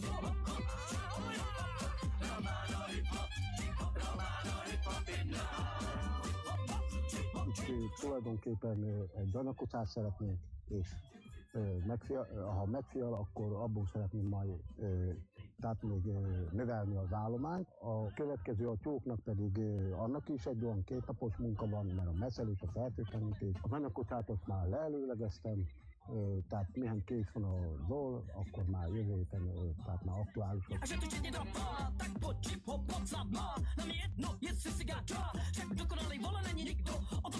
A program egy Európai Uniós támogatással működik, és állami támogatásokat is kapunk. Nem a hitelhez kapjuk a támogatást, hanem a programnak a működtetéséhez. Éppen ezért most egy kísérleti fázisról beszélünk. A programnak a hitelezési részét azt a Raiffeisen bankon keresztül bonyolítjuk. Az ország különböző városaiban különböző bankfiókok vannak, akik rendelkezésre állnak arra, hogy az ügyleteket tudjuk bonyolítani. Tudnám ajánlani azoknak ezt a programot, akik szeretnének kitörni a munkanélküliségből, főleg itt Borsodban és Szabolcsban is. Én nem láttam más kiutat, nekem sikerült.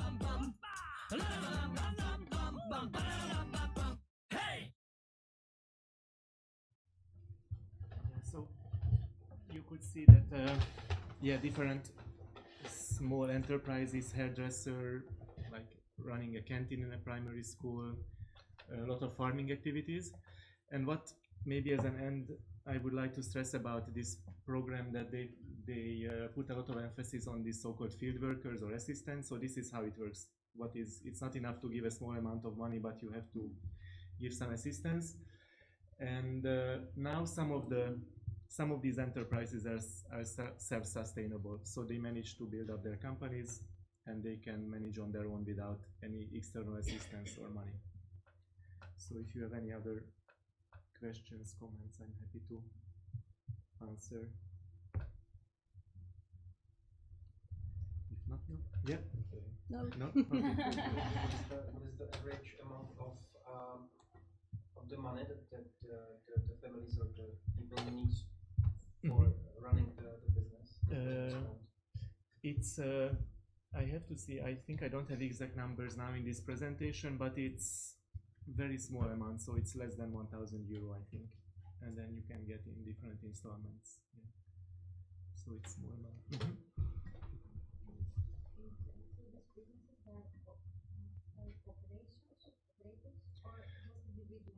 That's a very good question. So legally they set up a small company, so it's a for-profit company they set up, and usually you do it as an individual entrepreneur, but this is when they need help to do the paperwork to do this, because many of them did this informally, for example, you are buying and selling second-hand clothes informally, and then you can make it into a legal company.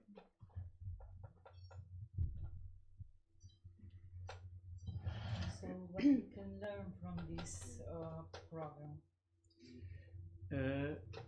Yes, there are different lessons, but one lesson is that you need, what I try to stress, that you really need some external support and mentoring, and you just need a little bit of help with getting finances. So most of these people wouldn't get money from the bank, but this bigger project called Way Out, they made a deal with Raiffeisenbank.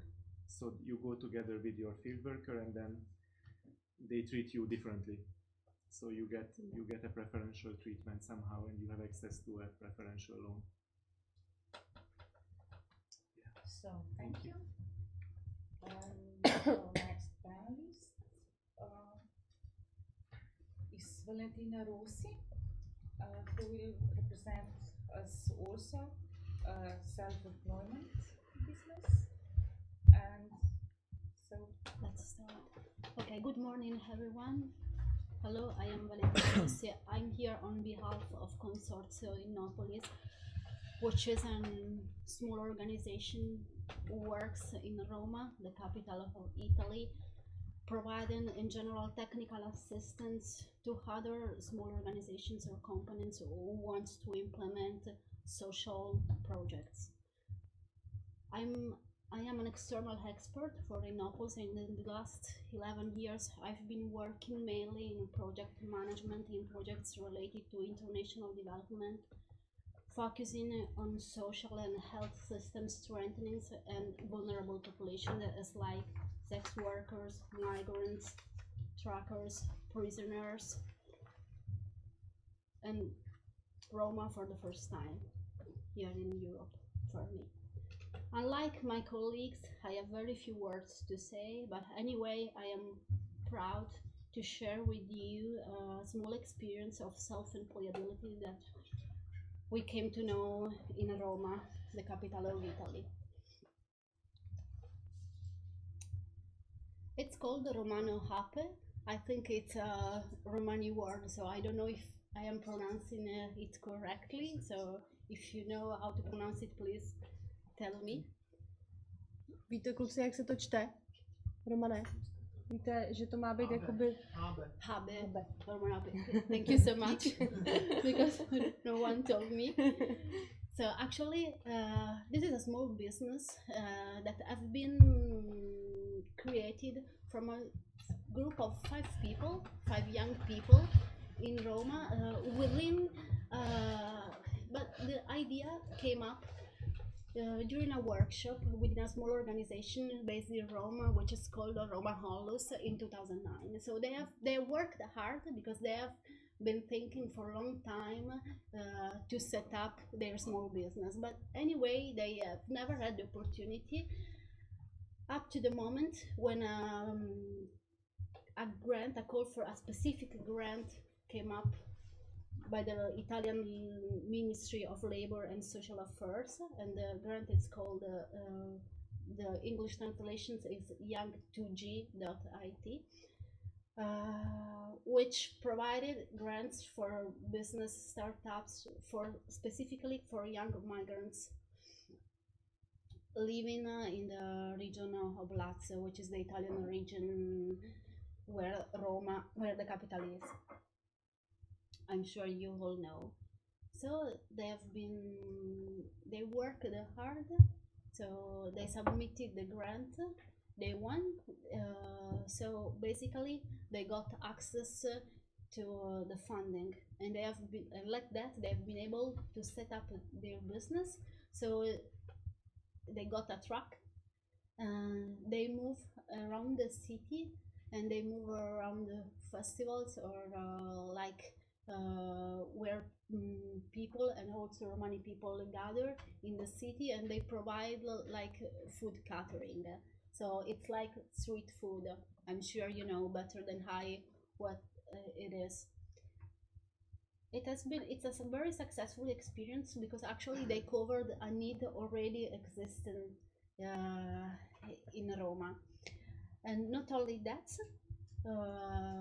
they have been able to cover the need, but not, they have also somehow enhanced the Roma culture, because they offer Roma typical food, as I know, and when I will be back, I will see. And in general also, they have been very successful, because as you know better than I, not all the people who got a grant, especially in this way, then afterwards they implemented the project. But actually, right now they are working, so they have been very good. So they are experts. They could use their specific skills, because as I told at the beginning, they have been thinking about implementing this work for a long time, from 2009, and we believe that it is a sustainable experience, because they are very integrated at grassroots levels. So they are people who knows other Romani people, but who knows also very well the local context, where they go, where they live. Actually, in Roma, in the capital of Italy, Roma people lives a very bad condition, a condition of discrimination and segregation. It's a specific, it's a very bad conditions compared also to other regions of Italy. But thanks to Roma Onlus, thanks to the work of other civil-based organizations in the field, they've been very supporting, and they've been able to start their own business. That's all. I want also to say that if you are curious to know more about this experience, I would suggest to get in touch with Consortium Napoli. So if there are some other people who want to follow their path, or understand how did they apply for the grant, who gave them proper help, because here was crucial, the possibility to apply for the grant, for the fund, the access to the funding, and was crucial also the support of the local association, the Roma Onlus. So I would suggest to get in touch with Consortium Napolis, and they will provide you with contacts and more information about this experience. For us, especially in the context of Roma, the capital of Italy, this is the only experience we can present, because self-employability is right now the best way that Roma people have to enter the labor market. Because as I told at the beginning, Roma people lives right now at present particular bad condition in our capital. So it does not really exist adequate access to programs which can provide integrated like trainings, like educational, like social assistance, or so on. Or if exists, they can cover or they can reach a very few number of people. So this is what actually, this is a real opportunity now, a practical and real opportunity, the only that we can present. And we think it works. Let's see for the future if we can, if they can, I mean, be of a good example for other people to follow the same way. It's all for me. Thank you. Okay. So we can go to another presenter. Is it me? No? I think Oh, you are the one. Perfect. No, that's fine. I just thought it's gonna be ends. but if you want to... No, I'm okay. So Robert, can you tell us more about European social funds? Yes. And how it works? Yes. I'm Robert Șerban. I'm a manager of Asociația Mergi Înainte from Romania, in English Head Association. It's a regional organization who involved in activities and projects for child and youngster become disadvantages groups. Also, Roma, it's a big number of population in my area, and of course we have a lot of work. I'm intend to present it now some information about investment funds in EU, and I start with European Social Fund. I think most of you hear about this fund.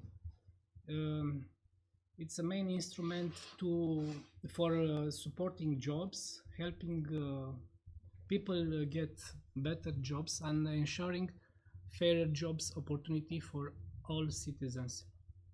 It works, but by investing in Europe's human capital, its worker, its young people, and all those things are job.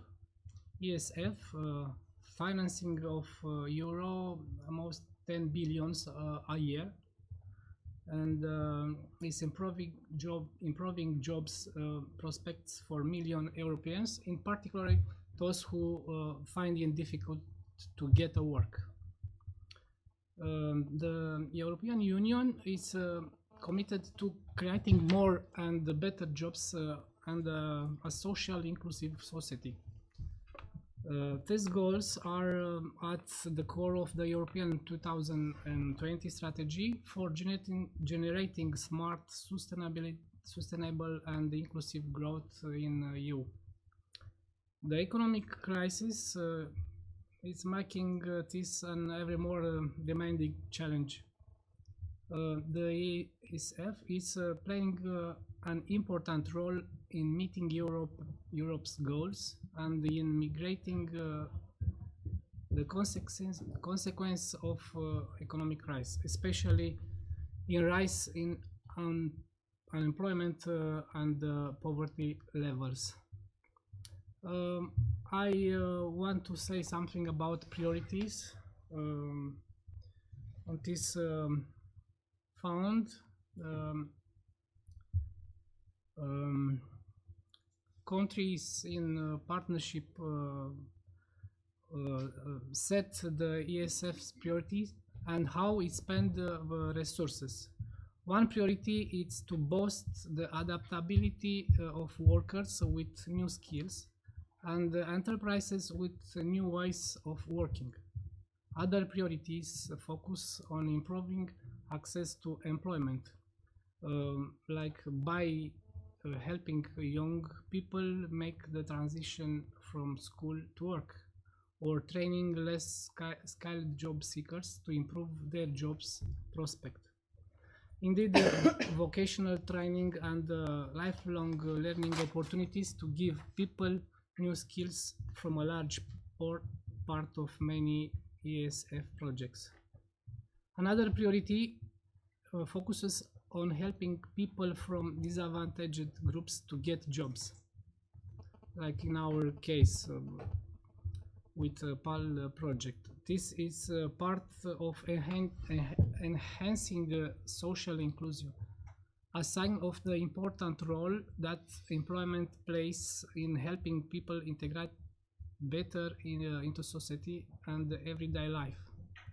The financial crisis has led to a redoubling of efforts to keep people in work or help them return to work. About projects, the European Social Fund, it's not working like an employment agency. It does not advertise jobs. Rather, it's a founding tens of thousands of local, regional and national employment related projects through Europe. from small projects run by neighborhood charities to help local disabled people to suitable work, to nationwide projects that promote vocational training among the whole population. There is a great variety in the nature, says and aims of ESF, and they address a wide variety of target groups. If you want to ask something before move on another topic, linked of course with European Social Fund. In which operation program of is this one? Okay. Program of European Social Fund project is involved Romania. Okay. Very interesting. Romania have a sub-program called Sectoral Operational Program Human Resource Development, acronym POSDRU. It's famous in Romania. The current name for projects aimed at developing human capital in Romania. It was developed and approved by the, of course, European Commission and with my country, and defines the intervention of the European Social Fund in Romania in line with the development strategy of human resource. This sub-program have some objective. I want to tell only a few. One of is development of human capital and increasing competitiveness by linking education and lifelong labor market and ensuring increased opportunity for future participation on a modern labor market, flexible and inclusive of 1,600,000 people. This program, POSDRU, it's interesting. Next part will be more interesting. This program founded a project called Rural Entrepreneur. The National Foundation of Young Managers from Romania, as a leader of the consortium, implement this strategic project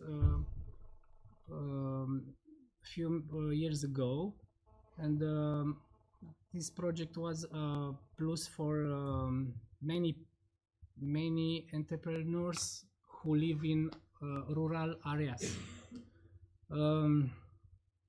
This project has interacted with a number of 2,000 people who work in agricultural. In Romania, most of they working in a kind of assured subsistence, and this project offer opportunity to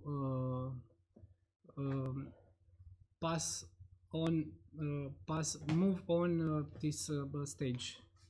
The activities consisting of conference, motivation, research, entrepreneurship, education, e-learning, counseling, development of sales channels, and online promotion in rural areas, according to research conducted by IFNTM. In spring of 2011, people start their first business around the age of 22, even earlier for those who live around large cities. The main factors contributing to success are, in their view, the courage and confident in the, of course, skill who in their activities. 2/3 of entrepreneurs or those who intend to start a business in rural areas believe that education contributes decisively to the success, and 3/4 believe that lack of information was one of the biggest problems in rural area. In terms of accessing European funds, over 18% of participants in research done in spring 2011 said they have never tried to access funds. Relation with local authorities are absent and unsatisfactory for almost half our entrepreneurs. Similarly, perception about the involvement of local government in development from the region where they live is unfavorable in 35% of responses. Rural Entrepreneur Program was developed from the educational and information needs identified in this part of Romania, part of countryside. Research has shown that there is a spirit of initiative very well defined and significant economic potential, but the lack of information and knowledge about management, about entrepreneurship, finance, marketing and IT stifles communication or business development in rural areas. Speaking of rural entrepreneurship project and the importance of education and business, Marius, a beneficiary of 29 years of locality called Dolj, believes, I say his words, this information helps to better structure the business and speculation opportunity that may arise because we lack the entrepreneurial education. We only have an idea of what we need to do without managerial scale. Rural Entrepreneur Program was developed around a platform of modern education and interaction with remote access, e-learning and e-business, and personalized assistance through regional advisory offices. According to the impact study of the end of Rural Entrepreneur Program, 95% of participants believe that what they learned will have an important impact on business and their income. The most important change occurred in the way we work, in other words of participants. Before I worked more in current operation, I understand that I have to detach, to look at the higher level of general activity. I have to watch to see where problem arise, to take important decision.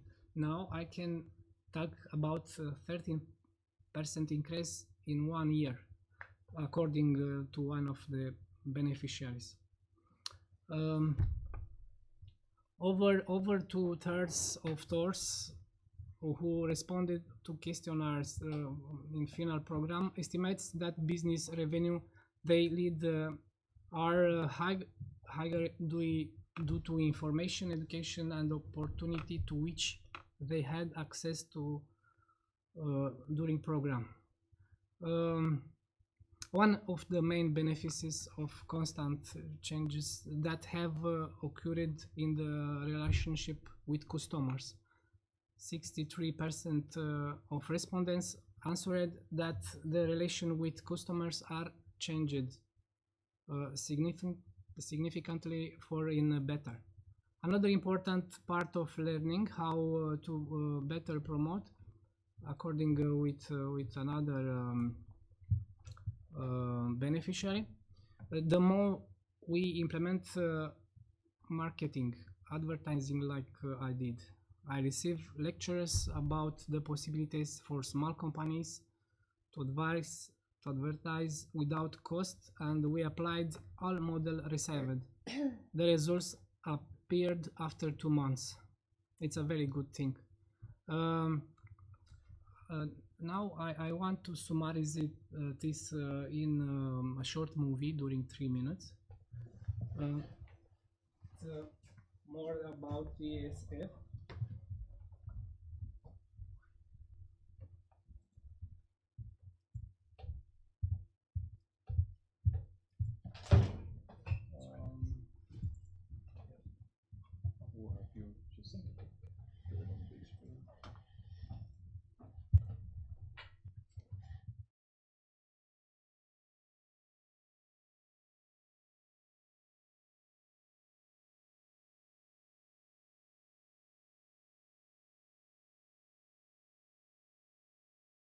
Challenge, and one that the European Union and its member states are tackling together through the European Social Fund. Every year, the EU dedicates more than 10 billion euros to the European Social Fund, to which the member states add their share. This money is used by those organizations who are best placed to understand what's needed locally. Improving education, creating new job opportunities and supporting businesses, supporting people to start their own business,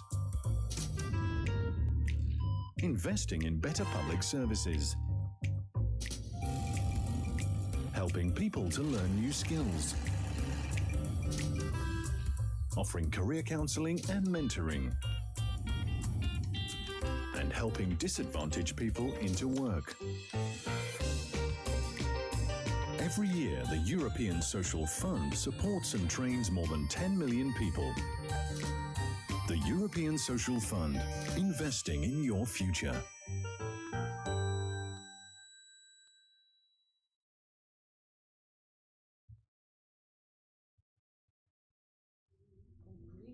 Yes. I want to talk about more explicit project, and of course the project have a principal actor. It's a figure in Romania. His name is Mircea Bujor. This person is a Roma ethnic person. It's a farmer from Teleorman, many agricultural area from Romania, and this man was beneficiary of the program who presented before, rural entrepreneur. After some words, I will be short. After some words, I also want to show you a small movie about this person.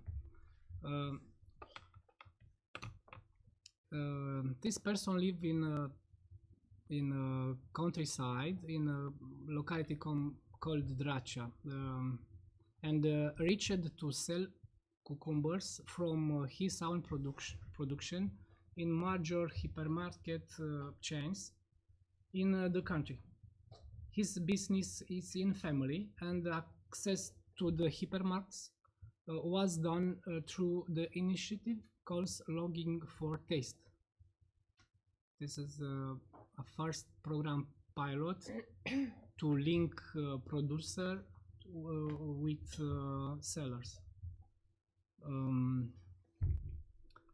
Based for this program, producers allowing entry in the major Romanian food retail chains. While in most markets in the country, domestic producers complain speculative practices by middlemen, Roma citizen demonstrates that it can and otherwise. Mircea Bujor, 36 years, sells his own production of cucumbers in the major hypermarkets in the country. The producer clung to now that it's the gypsy. This is a family business. The family are about 11 people involved. He say that myself, my brother, and my son, and other relatives. I'm a greengrocer for 15 years. My sons, who were 15, 16, and 17, helped me. I'm proud to be Roma. We encountered problems because of the mentality, because you actually set aside if you are gypsy, says Mircea.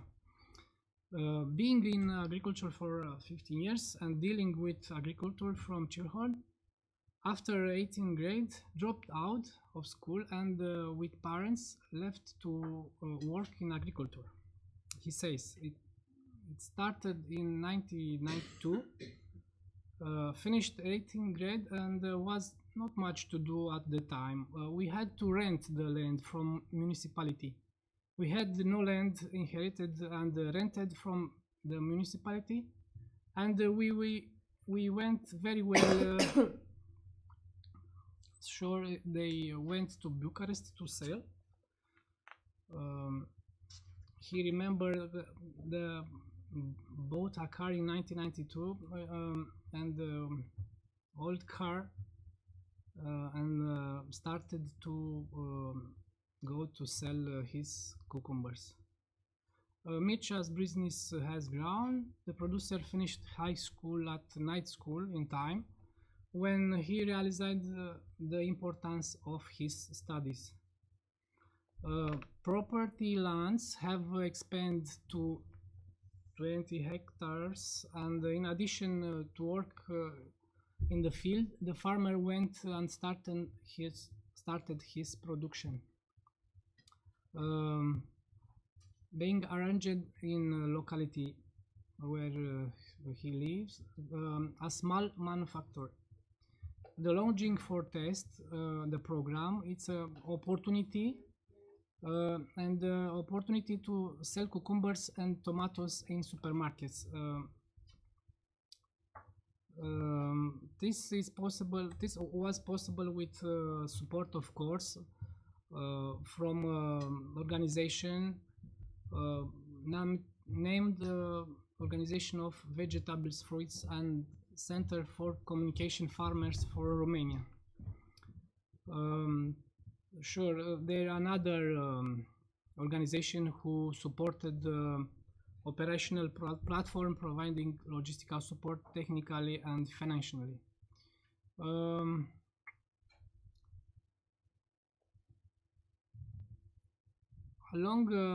I want to be shortly.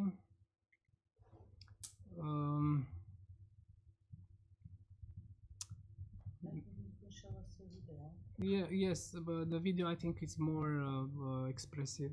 And after video, if you want to ask about, I tell you. Mircea Bujor a început să producă legume pe cont propriu din 1991, după ce a preluat de la părinți dragostea pentru pământ și deprinderea pentru legumicultură. Mircea Bujor a început să producă legume pe cont propriu din 1991, după ce a preluat de la părinți dragostea pentru pământ și deprinderea pentru legumicultură. A pornit de la o jumătate de hectar în 1991 și a ajuns acum la aproape 20 de hectare. Cultiva roșii și castraveți, iar până acum comercializarea era o problemă. Lucrurile s-au schimbat însă anul acesta, când Asociația Cultivatorilor de Legume a dezvoltat programul Dor de Gust. Pentru că și-a dat seama că trebuie să se unească cu alți cultivatori pentru a pătrunde pe piață, Mircea Bujor a fost de acord să pună la dispoziție depozitele sale pentru cei 25 de legumicultori care sunt incluși în acest program. Spune cu mândrie că este țigan, dar recunoaște că acest lucru i-a adus și dezavantaje. Când intri într-un birou unde nu te-a văzut niciodată și nu te cunoaște, într-adevăr sunt probleme, știți? Până capătă încredere, până știe cine ești. Nu, sunt probleme. Încă sunt probleme. În depozitul din comuna Dracea este un furnicar. Numai din familia Bujor, 11 persoane nu se dau la o parte de la nicio muncă. Vara, când volumul de muncă este mare, copiii și nepoții, elevi la licee din Alexandria, vin să dea o mână de ajutor. În timpul verii ajutăm foarte mult aici la fabricuță. Noi suntem elevi și vrem să ne implicăm deoarece în viitor toată afacerea o să rămână pe umerii noștri. Nimeni nu se codește, nimeni... Nu, absolut nimeni, mai ales că muncim de drag, nu muncim, adică ne gândim că tot pentru noi este, nu este pentru altcineva. În acest an, numai din gospodăria familiei Bujor vor pleca în hipermarketuri peste 100 de tone de castraveți și aproximativ 500 de roșii. Asta se întâmplă în depozitul familiei Bujor în fiecare zi, pentru că reprezentanții hipermarketurilor sunt foarte exigenți, castraveții trebuie sortați în funcție de mărime. Numai săptămâna viitoare, peste 100 de tone de legume vor pleca de aici către mai multe lanțuri de hipermarketuri din toată țara. Deocamdată borcanele cu castraveți și bulion produse la fabrica familiei Bujor nu ajung în supermarketuri, ci în magazinele din județ. Numai anul trecut de aici au plecat aproximativ 50.000 de borcane. Anul trecut, firma familiei Bujor a înregistrat o cifră de afaceri de peste 120.000 de euro. Pe lângă asta, Mircea Bujor mai are o satisfacție. Ne mândrim de la faptul că am fost aduși aici pe Moșia Golescu ca și robi și acum noi suntem proprietari de pământuri și lucrăm și vindem. Adică e o trecere destul de mare, știți. Toată lumea din comuna Dracea are cuvinte de laudă pentru familia de romi. Și copiii sunt respectoși. Când mergi în magazin la ei, nu știu cum să te servească. Cât mai frumos, cât mai curat. Ei, deși sunt de etnie Roma, au făcut-o. E o muncă grea, dar sunt muncitori. După 20 de ani de agricultură, familia Bujor are planuri mari. Anul viitor și-au propus extinderea afacerii prin fonduri europene.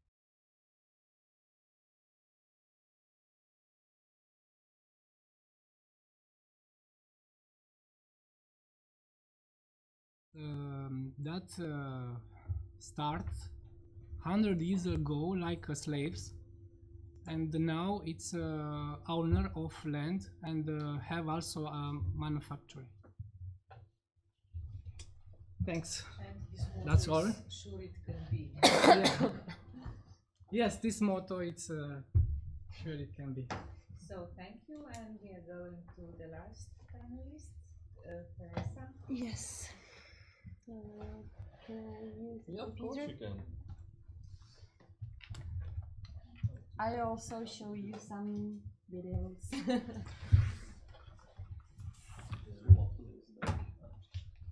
The title of presentation is Ethnic Friendly Employer, and it's quite interesting. Just interest? Yes.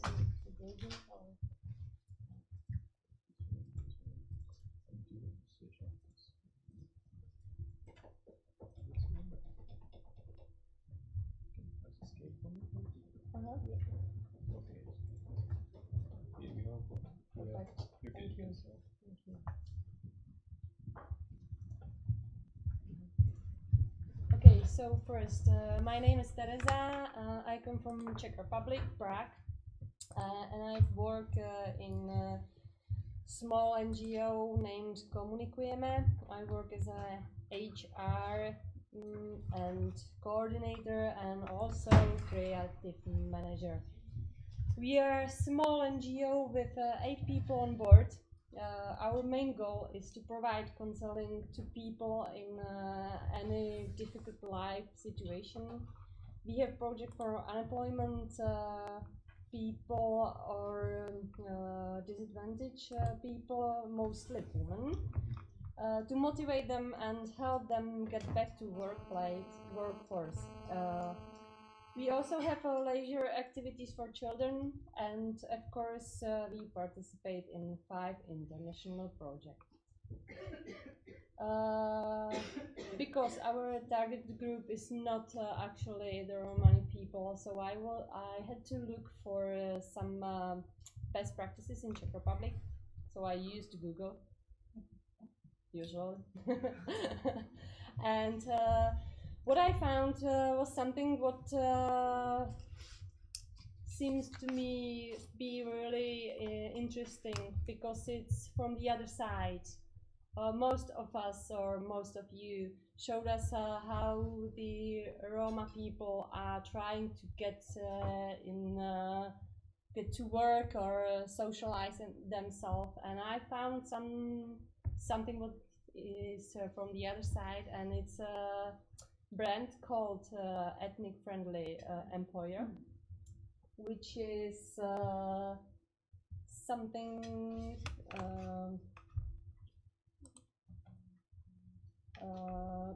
marked and managed by NGO called Equer Roma Service. It's also from Brno, like the museum was in Brno. I will show you their web page because they have it also in English and you can maybe something read. Will be better than listen to me.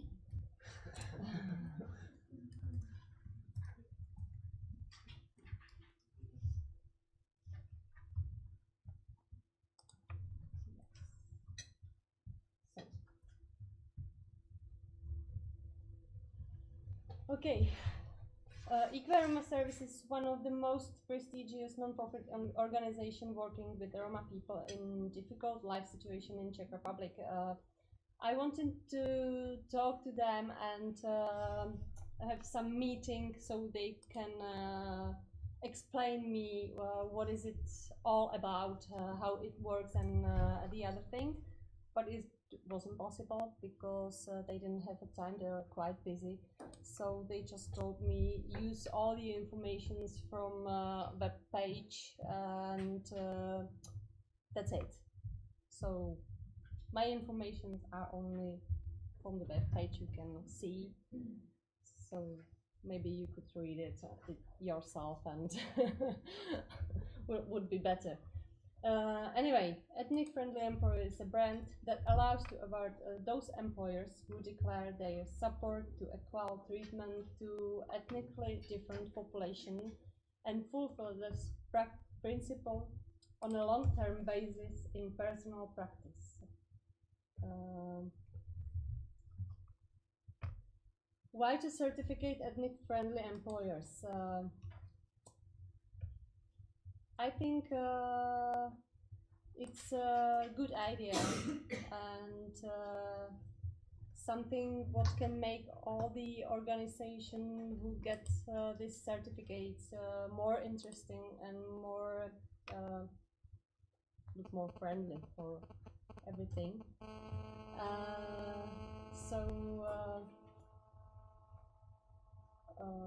I'll just read something from the website. So, it is an award for the pro-ethnic companies, quite the opposite to the legal prosecution of the employers who discriminate.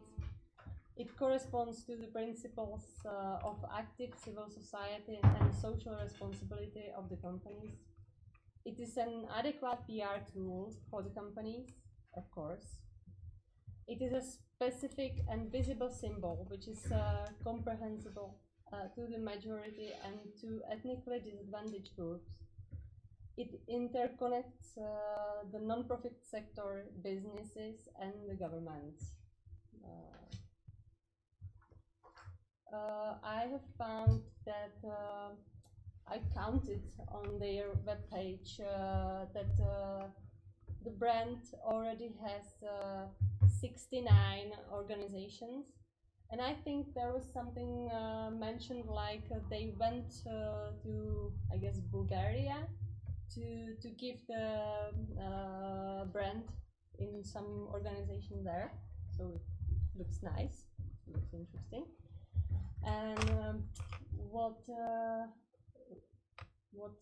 really surprised me that I think everybody all of us knows Drogeria Markt, DM.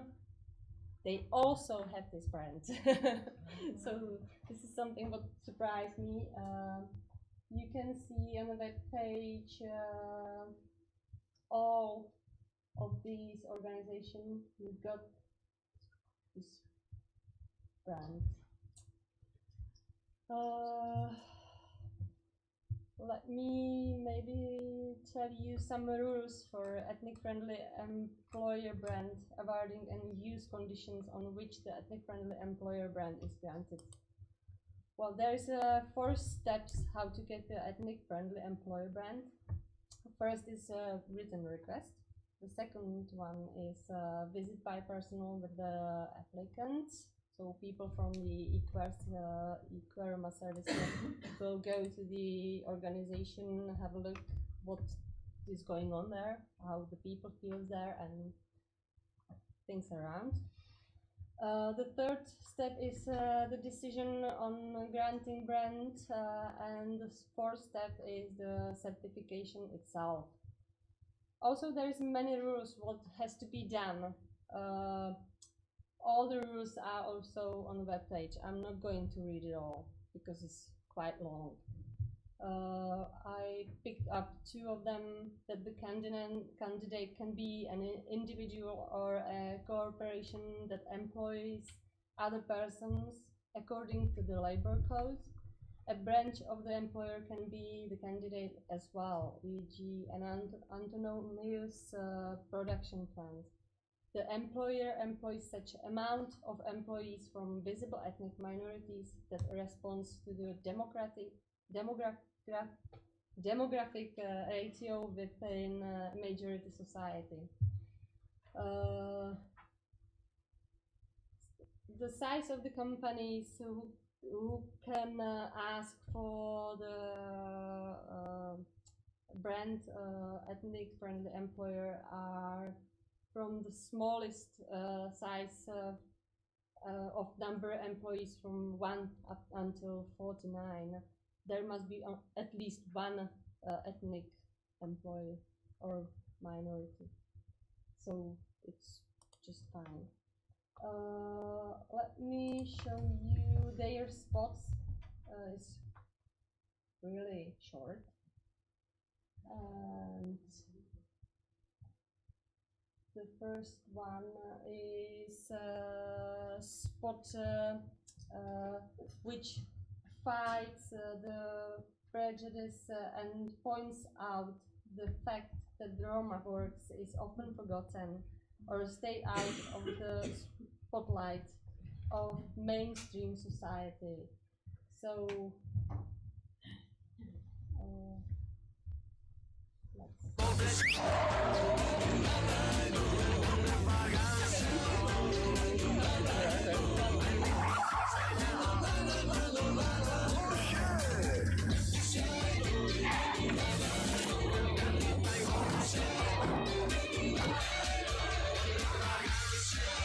Když hrajeme, každý o nás ví. Tak proč nás nevidíte, když pracujeme?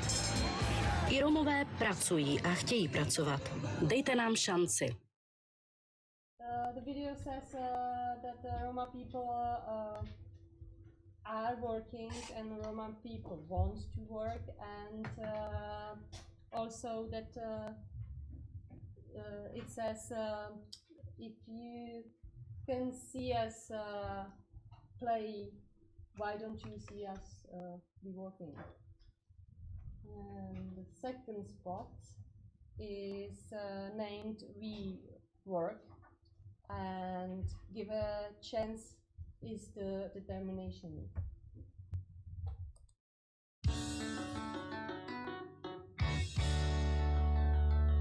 Víte, co spojuje tyto firmy? Není to barva fasády ani město, kde sídlí. Spojuje značka Ethnic Friendly zaměstnavatel. Ocenění pro zaměstnavatele, kteří dlouhodobě prokazují svůj rovný přístup při zaměstnávání etnických menšin.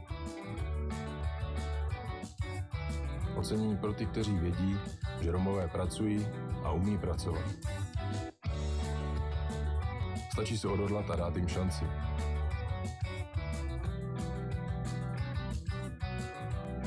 Odhodlejte se i vy.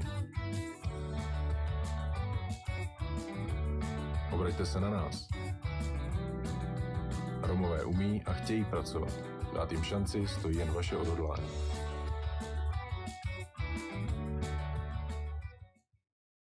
Okay, so I don't know if Andreas got some questions, but I probably cannot answer them because we all can read the web page, so same as I did, and I think we are all tired and full of information, and the lunch is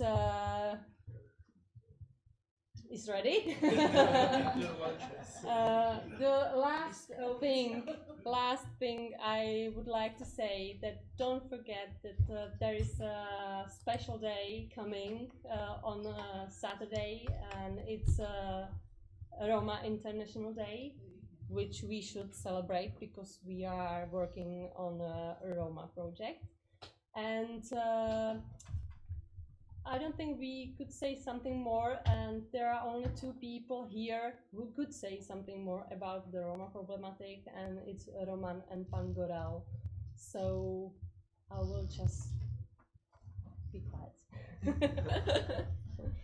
Thank you.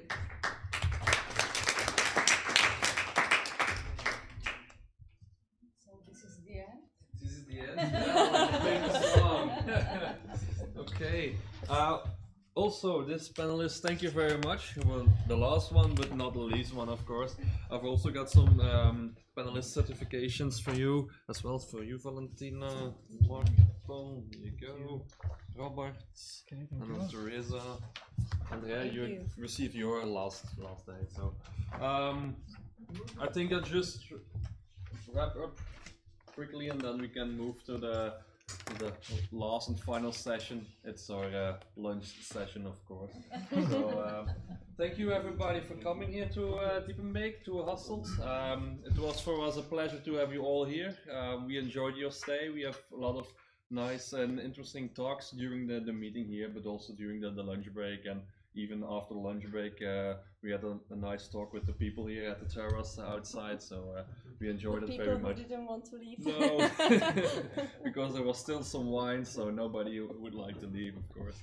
No, thanks for all the work. I also like to thank all the moderators for today and yesterday. They did a wonderful job. Also the panelists for making the reports and then do the presentation, of course. And also the rest of you, everybody, thank you very much. And we will see each other in Valencia probably. And I wish you a very happy meal and lunch. And just stay here as long as you want. And if you're leaving, just have a safe flight back home. And see you next time. Thank you. Thank you.